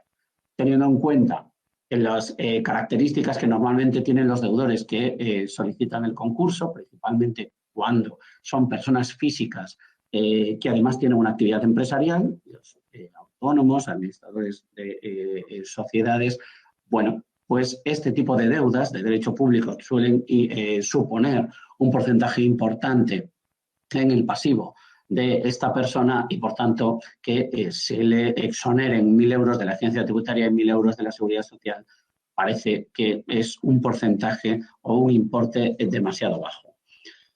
Frente a esta propuesta, digamos, del Gobierno, frente a la propuesta recogida en el proyecto de ley, se han presentado diversas enmiendas, ya digo, ante las críticas de todos de los sectores profesionales más diversos. Se han presentado diversas enmiendas a este proyecto de ley. Dentro de estas enmiendas podemos agruparlas en tres grupos diferentes en función de la forma de atacar el tratamiento privilegiado que se otorga al crédito público. Así, en primer lugar, podemos apreciar un grupo de enmiendas que proponen directamente la supresión de las previsiones del artículo 489.1 y del artículo 489.3. Se trata de una propuesta bastante generalizada por todos los grupos parlamentarios e incluso hay enmiendas como la del grupo parlamentario Ciudadanos que extiende la supresión de la exclusión de los créditos a los derivados de sanciones administrativas muy graves que se recogen en el 489.1 sex. Con carácter general, la fundamentación que se da a este tipo de enmiendas es que la redacción del artículo 489.1 y del 489.3 vulneran lo establecido en el artículo 23.4 de la Directiva 2019-1023, ya que no recoge, este artículo no recoge este tipo de créditos dentro de los exonerables. Y además también se entiende que vulnera lo establecido en el artículo 20, que veíamos al principio, ya que va en contra, digamos, de que el deudor pueda obtener a través de la exoneración del pasivo insatisfecho una plena exoneración de sus deudas. Así lo expone, por ejemplo, la enmienda 153 del Grupo Parlamentario Vasco, del PNV, que entiende que los créditos que pueden excluirse de la exoneración, conforme al artículo 23.4 de la directiva, son un listado cerrado que no incluye, como hemos visto, la categoría del crédito público.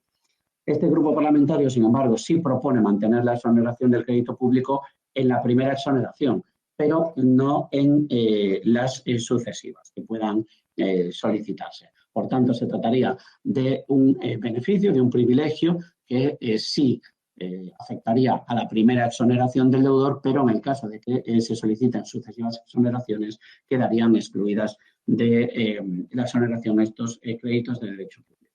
También el Grupo Parlamentario Popular o el Grupo Parlamentario Republicano proponen esta eliminación de los preceptos indicados.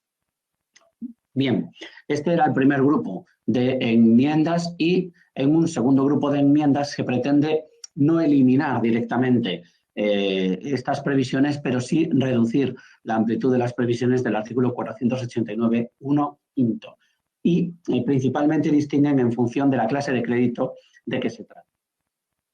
Así, el Grupo Parlamentario Vasco, el Grupo Parlamentario Republicano y el Grupo Parlamentario Plural proponen modificar la redacción del precepto y dejar fuera de la exoneración los créditos de derecho público clasificados como créditos contra la masa o con privilegio general. El amparo que encuentra este grupo de enmiendas es el que indicábamos en la previsión del artículo 23.4e de la directiva, es decir, de aquellos créditos que nacen con posterioridad a la declaración de concurso, con posterioridad al inicio del procedimiento a través del cual se concede la exoneración. Por tanto, se trataría de exonerar los créditos ordinarios y los créditos subordinados y, sin embargo, aquellos que tengan un privilegio general y los créditos contra la masa serían créditos no exonerables. En rigor, tienen digamos, los efectos prácticos que producen son semejantes a los indicados en el primer grupo. Simplemente uno supone digamos, la supresión total del precepto y el otro supone más bien una delimitación, pero a efectos prácticos los créditos contra la masa, sean de derecho público o no, deberían de ser satisfechos para la obtención de la exoneración del pasivo insatisfecho. Y por último, un tercer grupo de enmiendas pretende reducir la amplitud de las previsiones del 489.1 reduciendo conceptos o incluso un porcentaje determinado del crédito superior, eso sí, a los 1.000 euros que indicábamos al principio. Así, por ejemplo, se propone en alguna enmienda excluir de la exoneración únicamente el principal del crédito, de forma que sí se exonerarían aquellas sanciones e intereses que, digamos, penalizan el no abono del principal de ese crédito público, o incluso se permitiría modular el abono mediante un plan de pagos adaptado a la situación individual del deudor y proporcionado tanto a los activos como a las rentas embargables o disponibles. De esta forma, se pretende también acercar la redacción del artículo 489.1 a la redacción que veíamos en ese artículo 20 que tratamos al principio. Una exoneración plena y, en el caso de que no pueda serlo porque deba pagar una parte, que se adapte a las circunstancias económicas del deudor.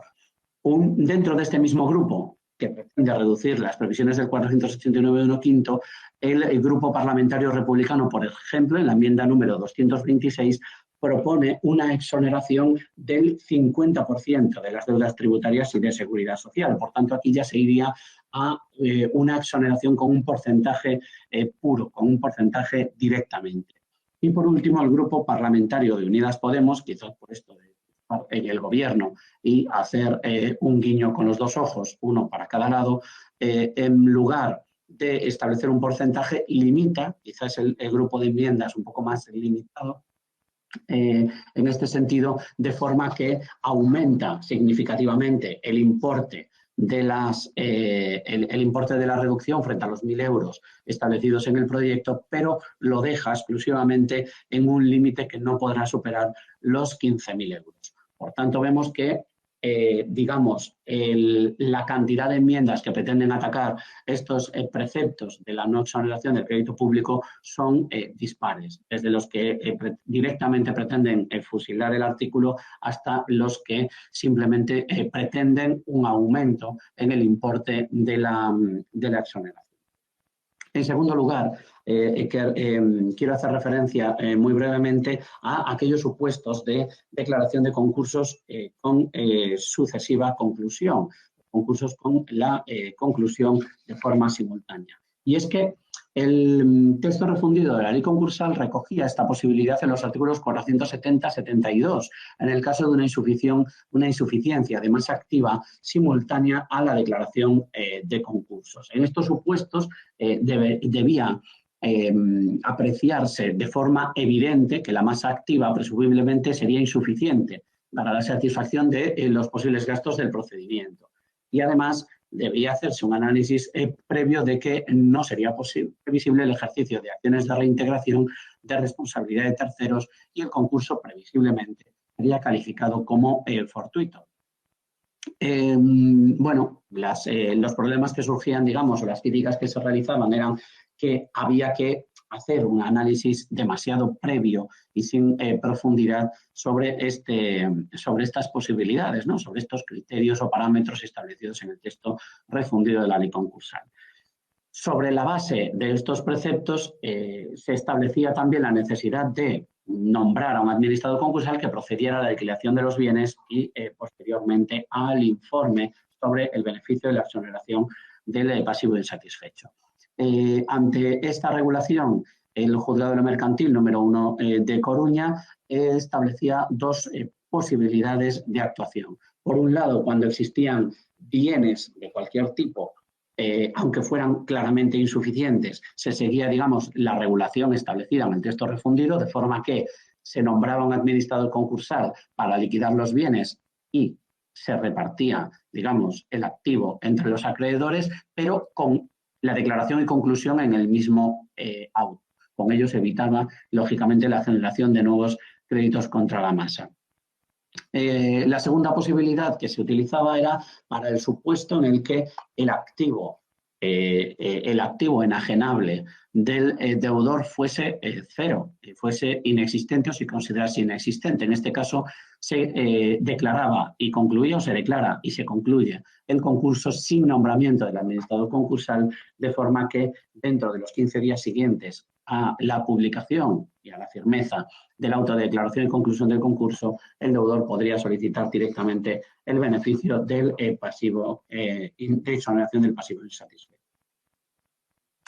Bien, el proyecto de reforma del texto refundido de la ley concursal deroga los artículos 470 y 472, de forma que, bueno, deberemos buscar qué posibilidades tiene el deudor en ese sentido para, bueno, pues en el caso de que exista una manifiesta insuficiencia de bienes. Y en ese sentido, el proyecto regula también, bueno, aparte de los supuestos de la exoneración del pasivo insatisfecho con plan de pagos o con liquidación del activo y el reparto de bienes, la posibilidad en la sección cuarta del capítulo quinto del título primero del libro primero, una novedad, es una sección completamente nueva que se refiere a los concursos sin masa, artículos 37 bis a 37 quinquies. La propuesta de regulación de los concursos sin masa se referirá, pues eso, a aquellos supuestos en los que el concursado carezca de bienes y derechos legalmente embargables, cuando los gravámenes o cargas sobre estos bienes sean por importe superior al valor de mercado de estos bienes o su coste de realización fuese desproporcionado con su valor venal, o estos bienes y derechos del concursado libres de cargas fuesen de valor inferior al previsible coste del procedimiento. En este caso, se establece también, más que el proyecto, más que hablar directamente de declaración y conclusión, establece una posibilidad de que el juez declarará el concurso, ordenará su publicación en el Boletín Oficial del Estado y en el Registro Público Concursal por plazo de 15 días, y en este plazo de 15 días los acreedores que representen al menos el 5% del pasivo podrán solicitar el nombramiento de un administrador concursal. Eso sí, nombramiento de administrador concursal que va a tener en principio unas funciones muy concretas, que son elaborar un informe por si hubiese actos rescindibles por el deudor, si existen indicios para el ejercicio de acciones sociales de responsabilidad o de que el concurso pueda ser calificado como culpable. Bien, en este caso, como digo, los acreedores tendrían la posibilidad de solicitar el nombramiento de un administrador concursal. Sin embargo, la contrapartida de esto o la penalización a los acreedores por esta solicitud es evidente, y es que el propio proyecto de texto refundido de la ley concursal dice que estos acreedores que soliciten el nombramiento de la ley concursal van a pagar la ronda, van a invitar a todos los acreedores a la designación de administrador concursal, porque a ellos les va a corresponder el abono de los honorarios de la administración concursal.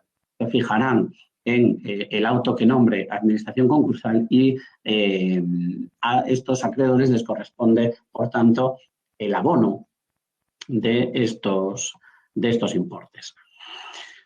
En el procedimiento de liquidación de concursos de microempresas también se establece una disposición especial para el caso de insuficiencia de masa. Así, en el caso de que se compruebe la insuficiencia de masa activa para satisfacer los créditos contra la masa, si los bienes del deudor no se hubieran liquidado íntegramente, se mantendrá en esa plataforma que crea la ley o que se supone que va a crear la ley en algún momento. Entonces, de qué manera se va a articular esta famosa plataforma, y lo que se prevé es que en este caso se van a continuar realizando pagos periódicos a medida que se vayan vendiendo los bienes. Por tanto, en este caso también podría declararse el concurso, podría concluirse, si no inmediatamente, sí en un momento razonablemente corto, y posteriormente digamos que la vida del concurso sería subyacente, se estaría digamos en estado letárgico a la espera de que se produjesen esas ventas de activos en la plataforma para poder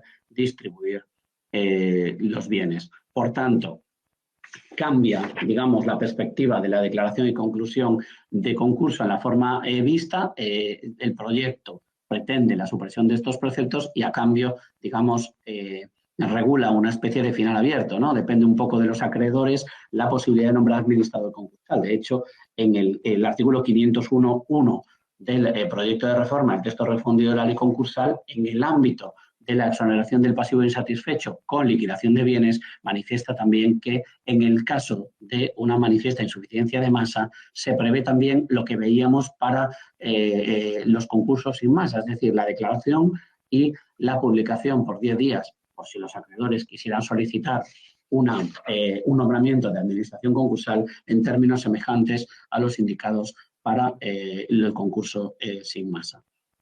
Muy bien, hasta aquí mi exposición. Esperemos que algunas de las enmiendas puedan tener, digamos, viabilidad, puedan ser acogidas y votadas favorablemente para que el proyecto mejore sustancialmente, sobre todo en lo referente a la exoneración de crédito público.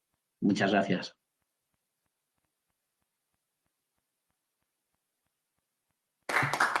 Muchísimas gracias, Fernando. Saludos para A Coruña. No sé qué tal. Espero que el tiempo haya mejorado allí. Aquí tenemos una temperatura muy agradable. Pues sí, hoy la verdad tenemos muy buen tiempo aquí. Yo pues me alegro por ello. Pues voy a hacer un experimento que es volver a conectar el chat público a ver si no se cae. En cualquier caso, no debe ser un problema. A partir de ahora, yo creo que si los asistentes quieren hacer alguna consulta, podemos verlo.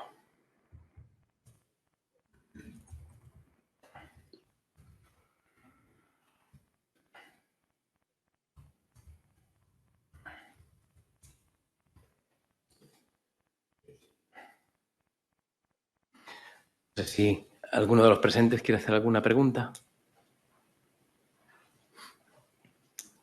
Pues si no, me lanzo yo. Pues, empieza a ver aquí ya jaleo. La gente ha ido guardando las preguntas. Bueno, vamos a empezar. Lorena Torrenti nos da la enhorabuena. Gracias a ti, Lorena, por estar este rato de esta tarde con nosotros. Nos preguntan si vamos a remitir problemas en los PowerPoint de las ponencias. ¿Vas a tener algo mejor? ¿Vas a tener la grabación de la jornada? Por lo que va a ser mejor que la ponencia. Cuando estés aburrida por la noche te la vas a poder poner para dormirte un rato. Los ponentes recomiendan esperar o tramitar ahora concurso de persona física con derecho público en Valencia. Yo voy a hacer aquí una encuesta y después de mi opinión. ¿Ahora o esperamos? Me van a permitir a mí que les sea claro. Hoy por hoy lo que tenemos es posible que no es lo que tengamos cuando se apruebe el procedimiento del EPI. ¿Por qué? Tenemos un procedimiento disperso ante el juzgado de primera instancia, juzgados mercantiles. Tenemos una práctica que va al 80%, 20%, 80% exoneración de crédito público, 20% más literalidad de la ley que no exonera crédito público. Si salen las cosas como presumiblemente pueden salir, van a tener un 100% de no exoneración del crédito público. Ojalá salga alguna de las reformas. Veo muy razonable, no sé si es de Unidas Podemos, una que es de 15.000 euros por acreedor, pero hoy por hoy lo que tenemos es mejor que lo que va a venir. ¿Qué pasa? Que, perdón por el chascarrillo, susto o muerte. Se van a arriesgar a hacer un procedimiento de mediación con todos los obstáculos que le van a poner. Se van a arriesgar a caer, sobre todo si se trata de un no empresario o de un no empresario actual. Ya piensen ustedes que el texto refundido habla de la condición actual de empresario. Ya hemos superado todos, salvo la Dirección General de Fe Pública y Seguridad Jurídica, el concepto del origen de la deuda. Y se van a encontrar con que la inmensa mayoría de los juzgados de primera instancia pues tienen unas herramientas cuando menos limitadas para tramitarlo. Pero eso sí, en el momento en el cual ustedes comiencen a tramitar un BEPI, no se le va a aplicar la normativa del EPI.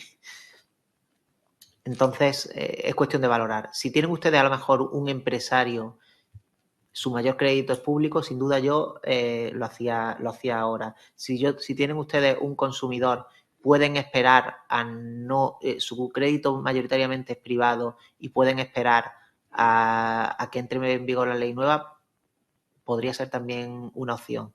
En cualquier caso, cuando entran las leyes, aunque las vacatios generalmente son cortas o inexistentes, y pese a que nos pongamos las pilas todo lo que podamos, hay un parón judicial.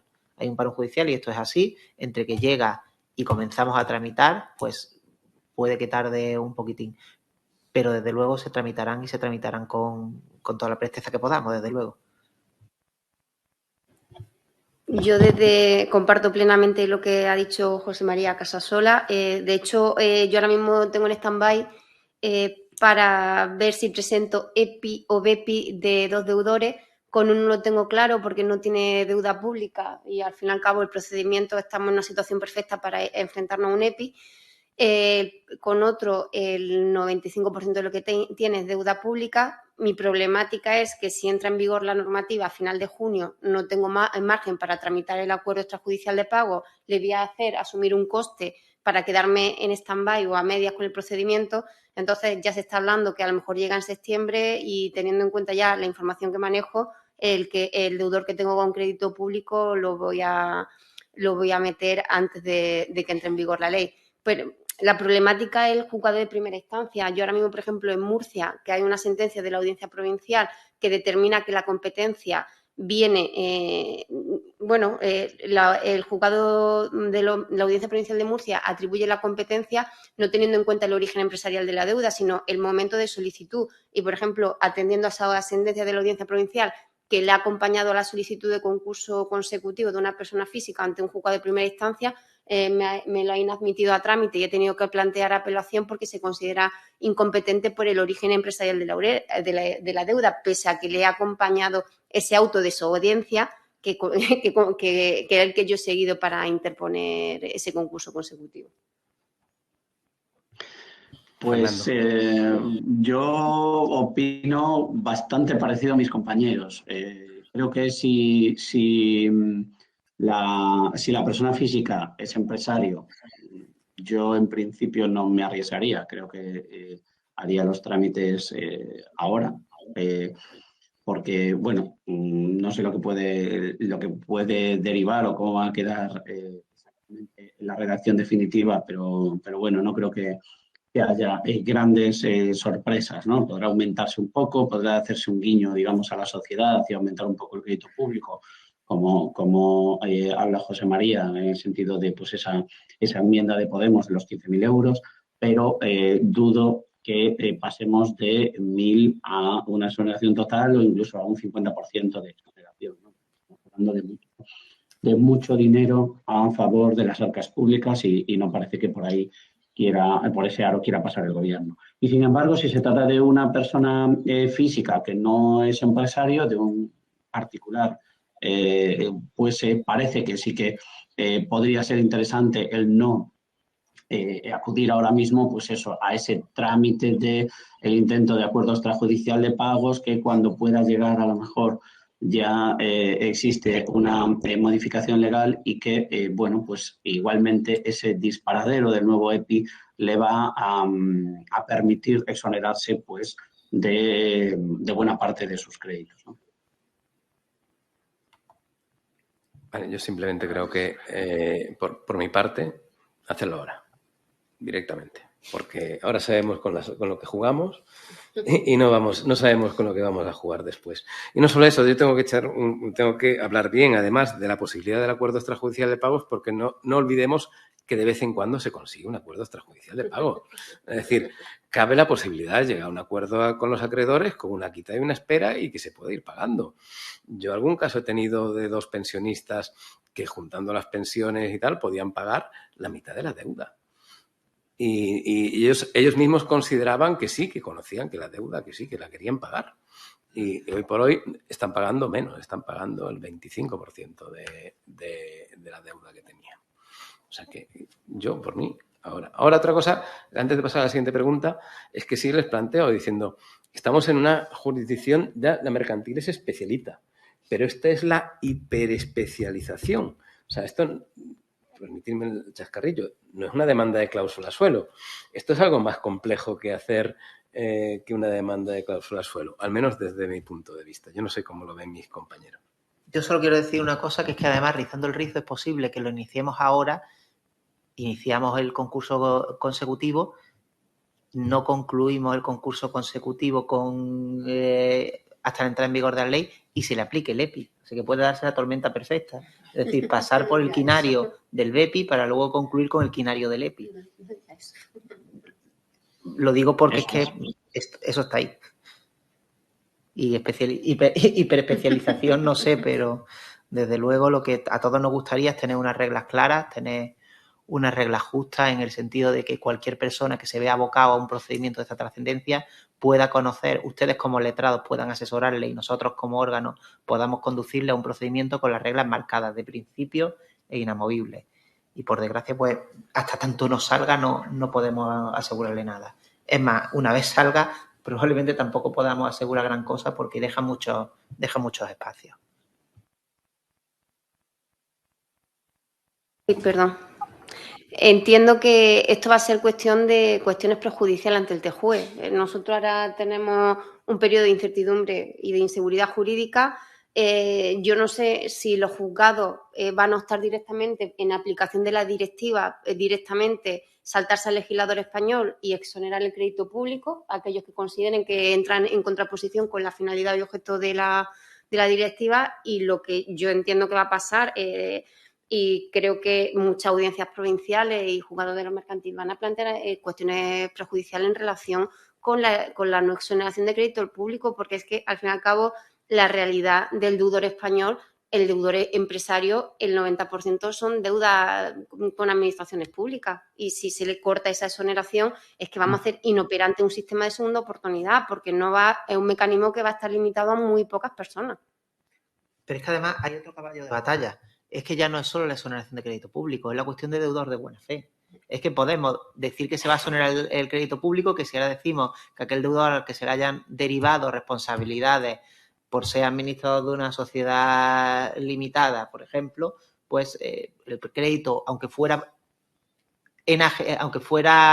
exonerable con una aplicación directa de la directiva que puede ser más o menos discutible, pero parece ser que puede saltarse el legislador español. No se puede saltar uno al legislador español cuando diga que es que este deudor no es de buena fe, porque es que la directiva le deja manga ancha al Estado y es razonable que le deje manga ancha al Estado siempre y cuando esté bien fundado. Entonces, no es solo el caballo de batalla de si es exonerable o no es exonerable, sino si es deudor de buena fe o no es de buena fe. Entonces, se le va a cerrar la mayor.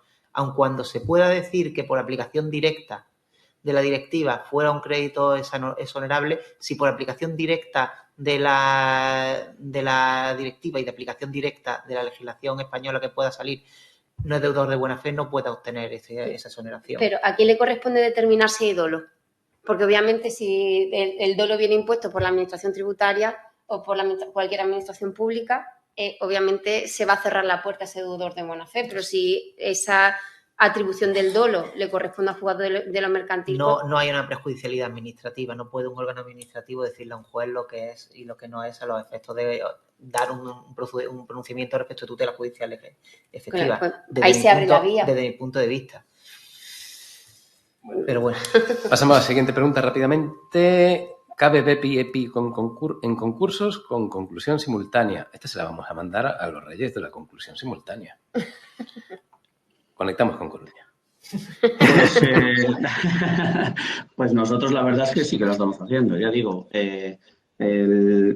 ahora mismo, con arreglo 470-472, cabe BEPI, o sea, digamos, si nos vamos a la regulación propiamente dicha del texto refundido, habría que declarar, concluir, nombrar un administrador concursal que sí con el concurso cerrado procedería, digamos, a esa mínima liquidación si existe algún tipo de bienes. En el caso de que exista 0 bienes, pues se daría ya el plazo de 15 días para que el deudor pueda solicitar el BEPI y el administrador concursal, y en su caso los acreedores que se personen podrán impugnar, oponerse o hacer alegaciones sobre ese BEPI, con o sin plan de pagos en función de las circunstancias de los créditos pagados o impagados.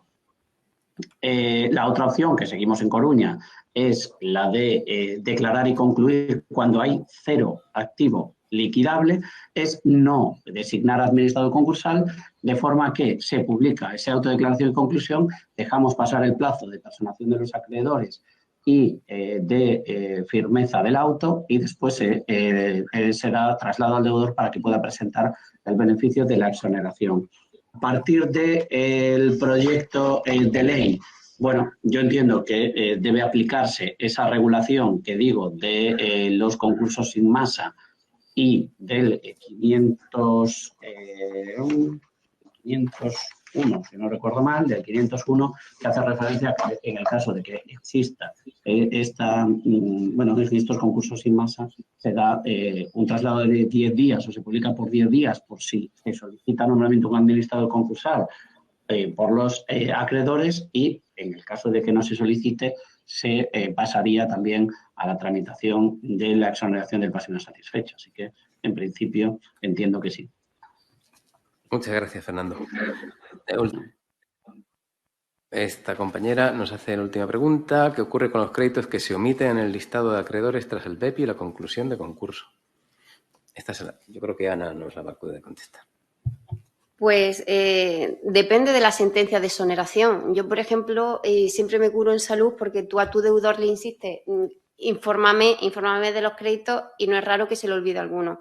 Yo siempre suelo solicitar que la exoneración, cuando el fallo de la sentencia se pronuncie sobre los créditos que se exoneran, se haga especial referencia a aquellos que no se han incluido por error o omisión en el listado. Por ejemplo, hay juzgados que sí te acuerdan la exoneración en esos términos, y entiendo que si hay una omisión y esa omisión no es ese crédito que no está en la lista, no hay una exoneración expresa, pues el deudor va a tener problemas, porque entiendo que el acreedor puede ir a reclamárselo, porque no un crédito exonerado expresamente. Pues seguimos. Nos dan las felicidades de nuevo. Gracias a ti, Marta. ¿Cuántos días tiene la Administración concursal para emitir los informes si lo solicitan los acreedores? Esto creo que lo hemos visto. 10 días. 10 días, ¿verdad? 10 días. Eso es. Era fácil. Nos saludan. Eva Castejón nos dice si la financiación a los acreedores será reintegrada después si se obtiene algo. La revocación parcial. La revocación del beneficio obtenido. Sí, si se obtienen, claro, si aparecen bienes después, si se venden. Dependiendo, si eran bienes ocultos, se puede revocar el EPI, y el BEPI de forma definitiva puede quedar sin efecto. Y si son bienes que traen causa de mejor fortuna, por ejemplo, herencia o donaciones, se pueden integrar en la masa y dedicarlo al pago de los acreedores, obviamente sí. Sí, otra cosa es que haya trucos, en fin. Los concursos de masa que los acreedores piden el nombramiento de la C, ¿qué porcentaje se reparten al pago de los costes? Los acreedores, y si son insolventes, ¿qué pasa? esto ya es mucho futuro. ¿Cómo se va a repartir el coste de la administración concursal? ¿A prorrata por el importe de crédito? Pues la verdad, yo creo que ni el propio legislador, entiendo que lo preverá expresamente en el reglamento, que es inminente que caiga, tan sumamente inminente como lo hará hace 8 años, creo que se hablaba del mismo. No lo sé, honradamente no lo sé. De hecho, lo lógico sería que partiera respecto del peso de los créditos, pero incluso ya en relación sobre todo a la naturaleza del crédito más que del importe. Es decir, si se insta una administración concursal para enajenar bienes que están sometidos a garantías reales, pues, y va a cobrar exclusivamente una clase de acreedores, pues lo suyo sería que lo asumiera esa clase de acreedores y no que se diluyera en el total del pasivo. Yo creo que sería en relación al crédito cobrado, pero parto de que esta es mi opinión como José María Casasola Díaz y no tengo la bola de cristal, ya quisiera, de ver cómo se puede eso desarrollar, pero evidentemente yo creo que debiera ser respecto al crédito cobrado y no respecto de otro parámetro. Yo solo voy a permitir en relación... perdón. Hablo en relación con los créditos con privilegio especial, también obviamente entiendo el planteamiento que tú haces. No sé si yo como abogada, que he sido entidad financiera tantos años, no podemos perder de vista que los bancos tienen un derecho de ejecución separada y que no necesitan un administrador concursal para cobrar su crédito, porque ellos directamente pueden instar la ejecución de su hipoteca y cobrar su derecho de crédito. Pueden o han podido hasta un momento procesar. Claro. No, simplemente decir que con arreglo al tenor literal, en el momento en el que se solicita por ese 5% de acreedores el nombramiento de administrador, se designa administrador y se fijan sus honorarios, con lo cual probablemente vayamos a el supuesto en el que esos honorarios se van a reclamar en esa parte, en ese momento inicial, y por tanto a lo mejor es difícil calcular en ese momento cuál es el porcentaje cobrado, ¿no? ¿Qué pasaría si uno de los acreedores es insolvente? Pues yo, aunque es verdad que es algo que no está regulado, parece que ese acreedor debería de caer, ¿no?, de ese porcentaje del 5% o de ese porcentaje de acreedores que lo solicitan, porque lo que sí establece la ley es que los acreedores que lo solicitan tienen que hacer frente al pago de los honorarios, independientemente de que se establezca por porcentaje de su crédito o, digamos, a partes iguales. En el caso de que un acreedor de esos que lo solicitan no pague su parte, habrá que, digamos, detraerlo de los acreedores que han solicitado el nombramiento de administrador concursal y ver si, entiendo yo, si se sigue manteniendo ese 5%. Si baja de ese 5%, pues a lo mejor habría que desestimar el nombramiento de administrador concursal. Y que es verdad que falta ese desarrollo, ¿no?, de si se va a pagar en función de si pagan a pachas, digamos, o pagan en un determinado porcentaje en función de su crédito. Bueno, a lo mejor es que como ya se ha extendido la norma de que el administrador concursal no cobra, pues entonces el legislador ni se ha planteado el debate. Pero bueno, si lo pagan los acreedores, lo mismo tenemos alguna posibilidad más. Lo mismo la cuenta arancelaria de garantía, esa también entra inminentemente. Bueno, nos preguntan si vamos a enviar las presentaciones. Tendréis las grabaciones próximamente en vuestros correos electrónicos. Nos preguntan también si los concursos iniciados en notaría. Bueno, notaría los acuerdos extrajudiciales de pago. Aún no declarados, todavía no están en concurso, por tanto, podremos pelear en ese caso la retroactividad de la nueva ley. Bueno, Alejandra, gracias por preguntar. Yo creo que podremos pelear todo porque estamos hablando de derecho, todo es peleable. Pues os sale alguna de las 3 enmiendas que hay en relación a la disposición transitoria 1/6, o lo tenemos difícil, porque además es que la principal baza es precisamente esta, el decir que una norma procesal y las normas procesales no tienen carácter retroactivo, pero es que esto va más allá que una norma procesal. Es que realmente está afectando, desde el punto de fecha que se toca en 1911 el Código Civil, no es una norma procesal. Entonces, peléenlo, pero va a haber, yo creo que va a haber mucha jurisprudencia por un lado o por otro, y cuando se siente doctrina por el Supremo probablemente no sea hasta la norma en vigor. O sea que lamento ser tan crudo. Bueno, Elisa tenía un problema con el sonido, pero volvemos a decir que esperemos que la grabación quede bonita y que tenga sonido. Nos da la enhorabuena de nuevo. Muchas gracias, María del Mar. Alejandra nos pregunta por los trámites del acuerdo extrajudicial de pagos. Bueno, Alejandra, yo le tengo que decir, primero, en teoría eso va a desaparecer, ¿vale? Pero bueno, actualmente, pues ver el origen de, o sea, qué deuda tienes. Yo soy partidario de hacerlo en el notario de tu población, de la población del acreedor, del deudor, digo, perdón. Y si das con un notario apañado que te coja la solicitud, el resto de los trámites es fácil. Va a buscar un mediador, este mediador no aceptará probablemente porque no le van a pagar, o va a cobrar 30 euros o 40 euros o 200 euros como mucho. Y si no encuentra mediador, directamente irás a concurso, no habrá acuerdo extrajudicial de pagos, pero se tendrá por intentado, con que es favorable. Y si encuentra mediador, que los hay muy buenos, pues o se llega a un acuerdo, o bien, si no se llega a un acuerdo, se levanta el acta, luego se le nombra mediador. O sea, es un trámite interesante en vías de extinción. Virginia nos dice buenas tardes, saludos y gracias por conectarte. Rafael, Sergio, buen día, nos dice si existe algún criterio concreto para determinar lo que se debe considerar negligencia o temeridad en el endeudamiento a la hora de analizar la buena fe. Por lo que he leído entiendo que es un concepto jurídico bastante indeterminado que puede generar mucha inseguridad jurídica. ¿Qué opinan los ponentes? Negligencia o temeridad en el endeudamiento a la hora de analizar la buena fe. Sí, eso me toca. Bueno, pues tú bien. Sí.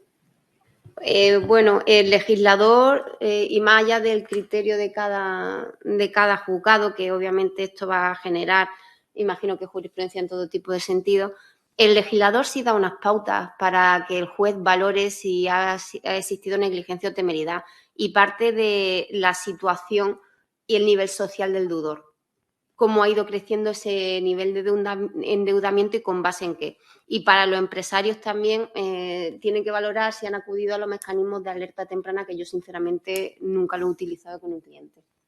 Entonces, bueno, son parámetros muy ambiguos, muy generales, que van a poner, va a depender en cierta medida del criterio que tenga el juez y de lo que aprecie el juez al valorar la situación del deudor. Bueno, yo doy fe de que se han exonerado créditos de juego, ¿eh? O sea, gente que ha perdido el dinero en el casino y ha conseguido deudas y se ha quedado con deudas y eso ha sido exonerado. Pero bueno, eso es actualmente. Después ya se verá. Alfonso nos saluda, nos dice que muy interesantes las ponencias. Gracias, para eso estamos. María Carmen lo mismo. María Visitación también nos dice, y Fermín nos dice desde Asturias, que también esperemos que haya mejorado el tiempo respecto a este fin de semana, nos dicen que allí ya no exoneran BEPIs, que no hay ultravires. Bueno, pues ¿qué le vamos a hacer? Tenemos reinos de taifas en cada sitio, podemos poner un mapita de los sitios donde empadronar a la gente antes de empezar el procedimiento. No, eso no vale. Pero es que hoy por hoy la ley dice lo que dice. Lo que hay es se ha asumido el acervo jurisprudencial del Supremo al haber cambiado la letra, digamos, del texto refundido. Pero ese cambio de letra puede que no sea tan ultravires porque estoy poniéndome en el punto de vista de defensor. Yo creo que es Muñoz Paredes el que no está exonerando, y es por lo siguiente. Dice que una de las finalidades del texto refundido es aclarar y adecuar, y él ha entendido que el legislador ha operado sin ultravires y el texto refundido es lo que tenemos y dice lo que dice, que nos puede gustar o no, pero por un lado tenemos el acervo jurisprudencial y por otro tenemos la letra del texto refundido. La letra del texto refundido que ha podido ser una clarificación. Entonces, en derecho muchas veces 2 y 2 son 4, pero también es defendible que sean 22.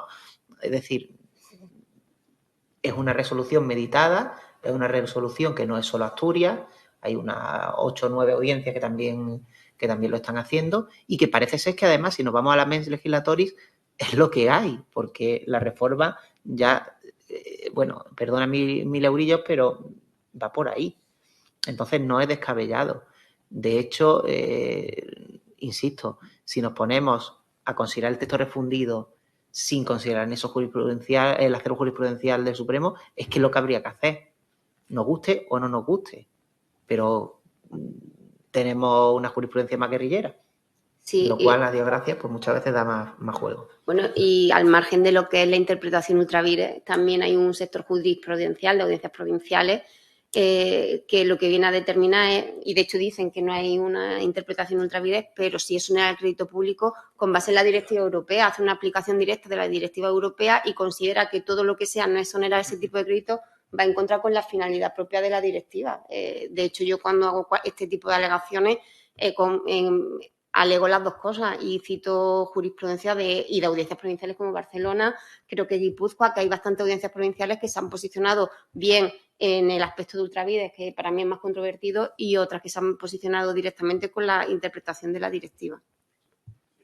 En algunos duda que a ver, antes estaba muy claro créditos privilegiados. Claro, si ahora se considera, digo lo que hay ahora, ¿no? Todos los créditos públicos, los créditos son privilegiados, ordinarios y subordinados, que entran en concurso con otros. O sea que habrá que pagar la prorrata todos los ordinarios y los subordinados, lógicamente. Bueno, no sé si me explico. Desde casa no habéis escuchado la pregunta del compañero, del compañero Paco, que está aquí presente y nos estaba haciendo aquí una consulta. Nos preguntaba actualmente sobre el pago o la exoneración del crédito público, ¿no? El crédito público, el texto refundido lo excluye en su totalidad. Es decir, en cuanto a la exoneración, le excluye en su totalidad.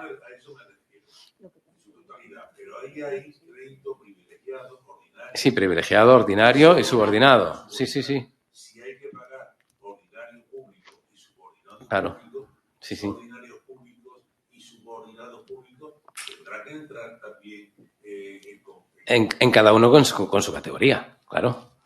O sea, que hay que pagar pero ojo, de la deuda no exonerada. Porque el resto de la deuda sí se va a exonerar. Pues entonces, a lo mejor te vas a quedar con el supuesto donde el único crédito subordinado y privilegiado que te quede sea el público. Los demás sí, aunque sean ordinarios, claro. aunque sean ordinarios. Eso es lo que sí.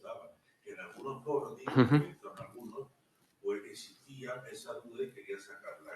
No, de hecho, el proyecto tiene un vicio, además, que es importante. Primero, porque se refiere a la deuda de la Hacienda Pública estatal, de la estatal. Es decir, no dice nada del resto de la deuda pública. Es decir, que directamente lo deja absolutamente fuera a la exoneración de la deuda pública autonómica y municipal. Los ordinarios que no se exoneran son los que corresponden a crédito público. Sí. Ordinarios, subordinados y crédito público no se exoneran, pero el resto sí, no hay que hacer la cuenta de la proporcionalidad. No, esto va a lo que se exonera, y lo que no se exonera, ¿vale? Seguimos, vamos a ir concluyendo ya en 5 minutos. Nos dice Alejandra, si tiene un deudor empresario y lo meto ahora por notaría, ¿se puede exonerar del crédito público? Bueno, pues si es empresario por notaría no va a ir.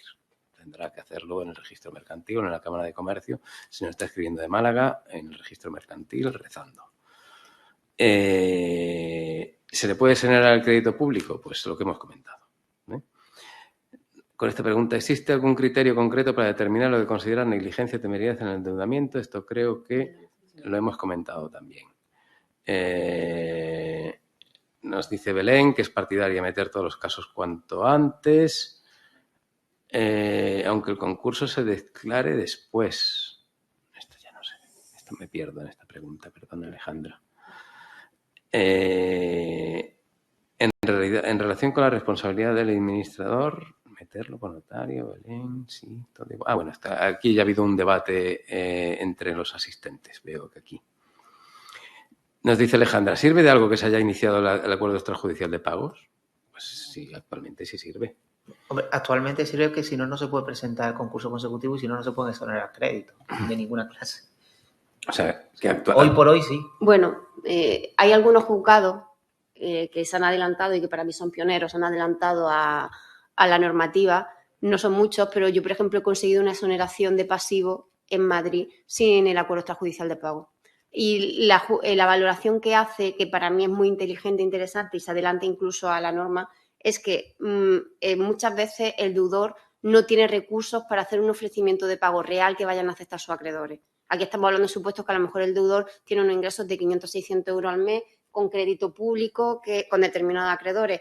Lo que viene a resolver el juzgado, es decir, el acreedor público jamás te va a aceptar un ofrecimiento de pago porque no te pueden hacer quite, no te pueden hacer espera. Y a los acreedores tú no tienes pulmón económico para hacer un ofrecimiento de pago que te vayan a aceptar. ¿Para qué hacer este trámite cuando ya sabes que el resultado va a ser negativo?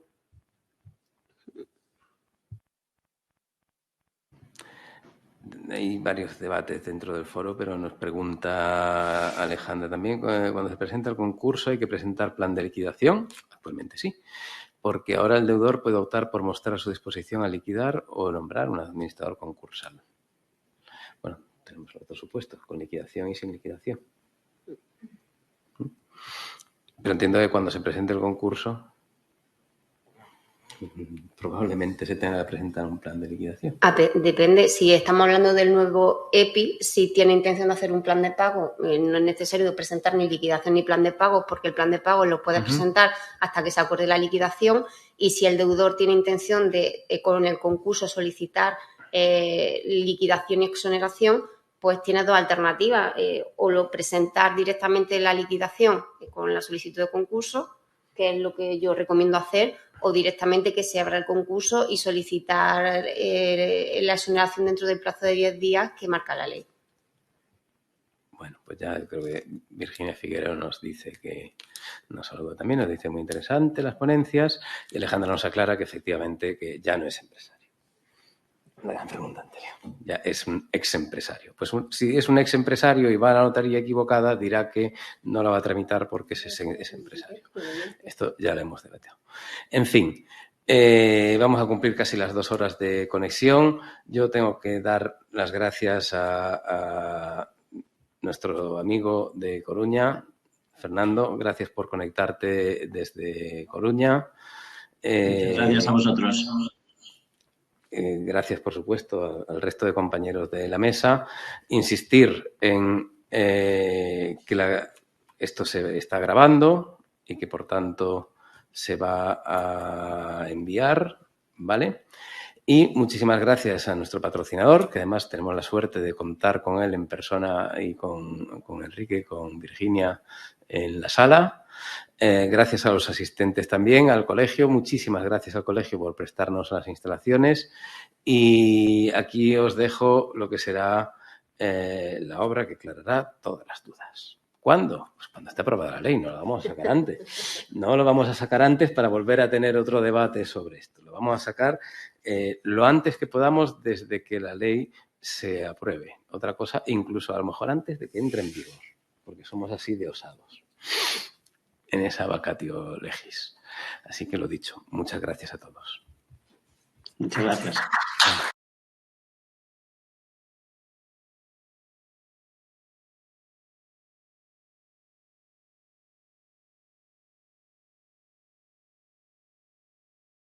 I got the packs, you got the racks, it's nothing 100 a stack. Cook it up, hook it up. She want my name on her back. Scribble my name in calligraphy. I'm out of here, channel is history. She asking me, hey, where you finna be after the pack.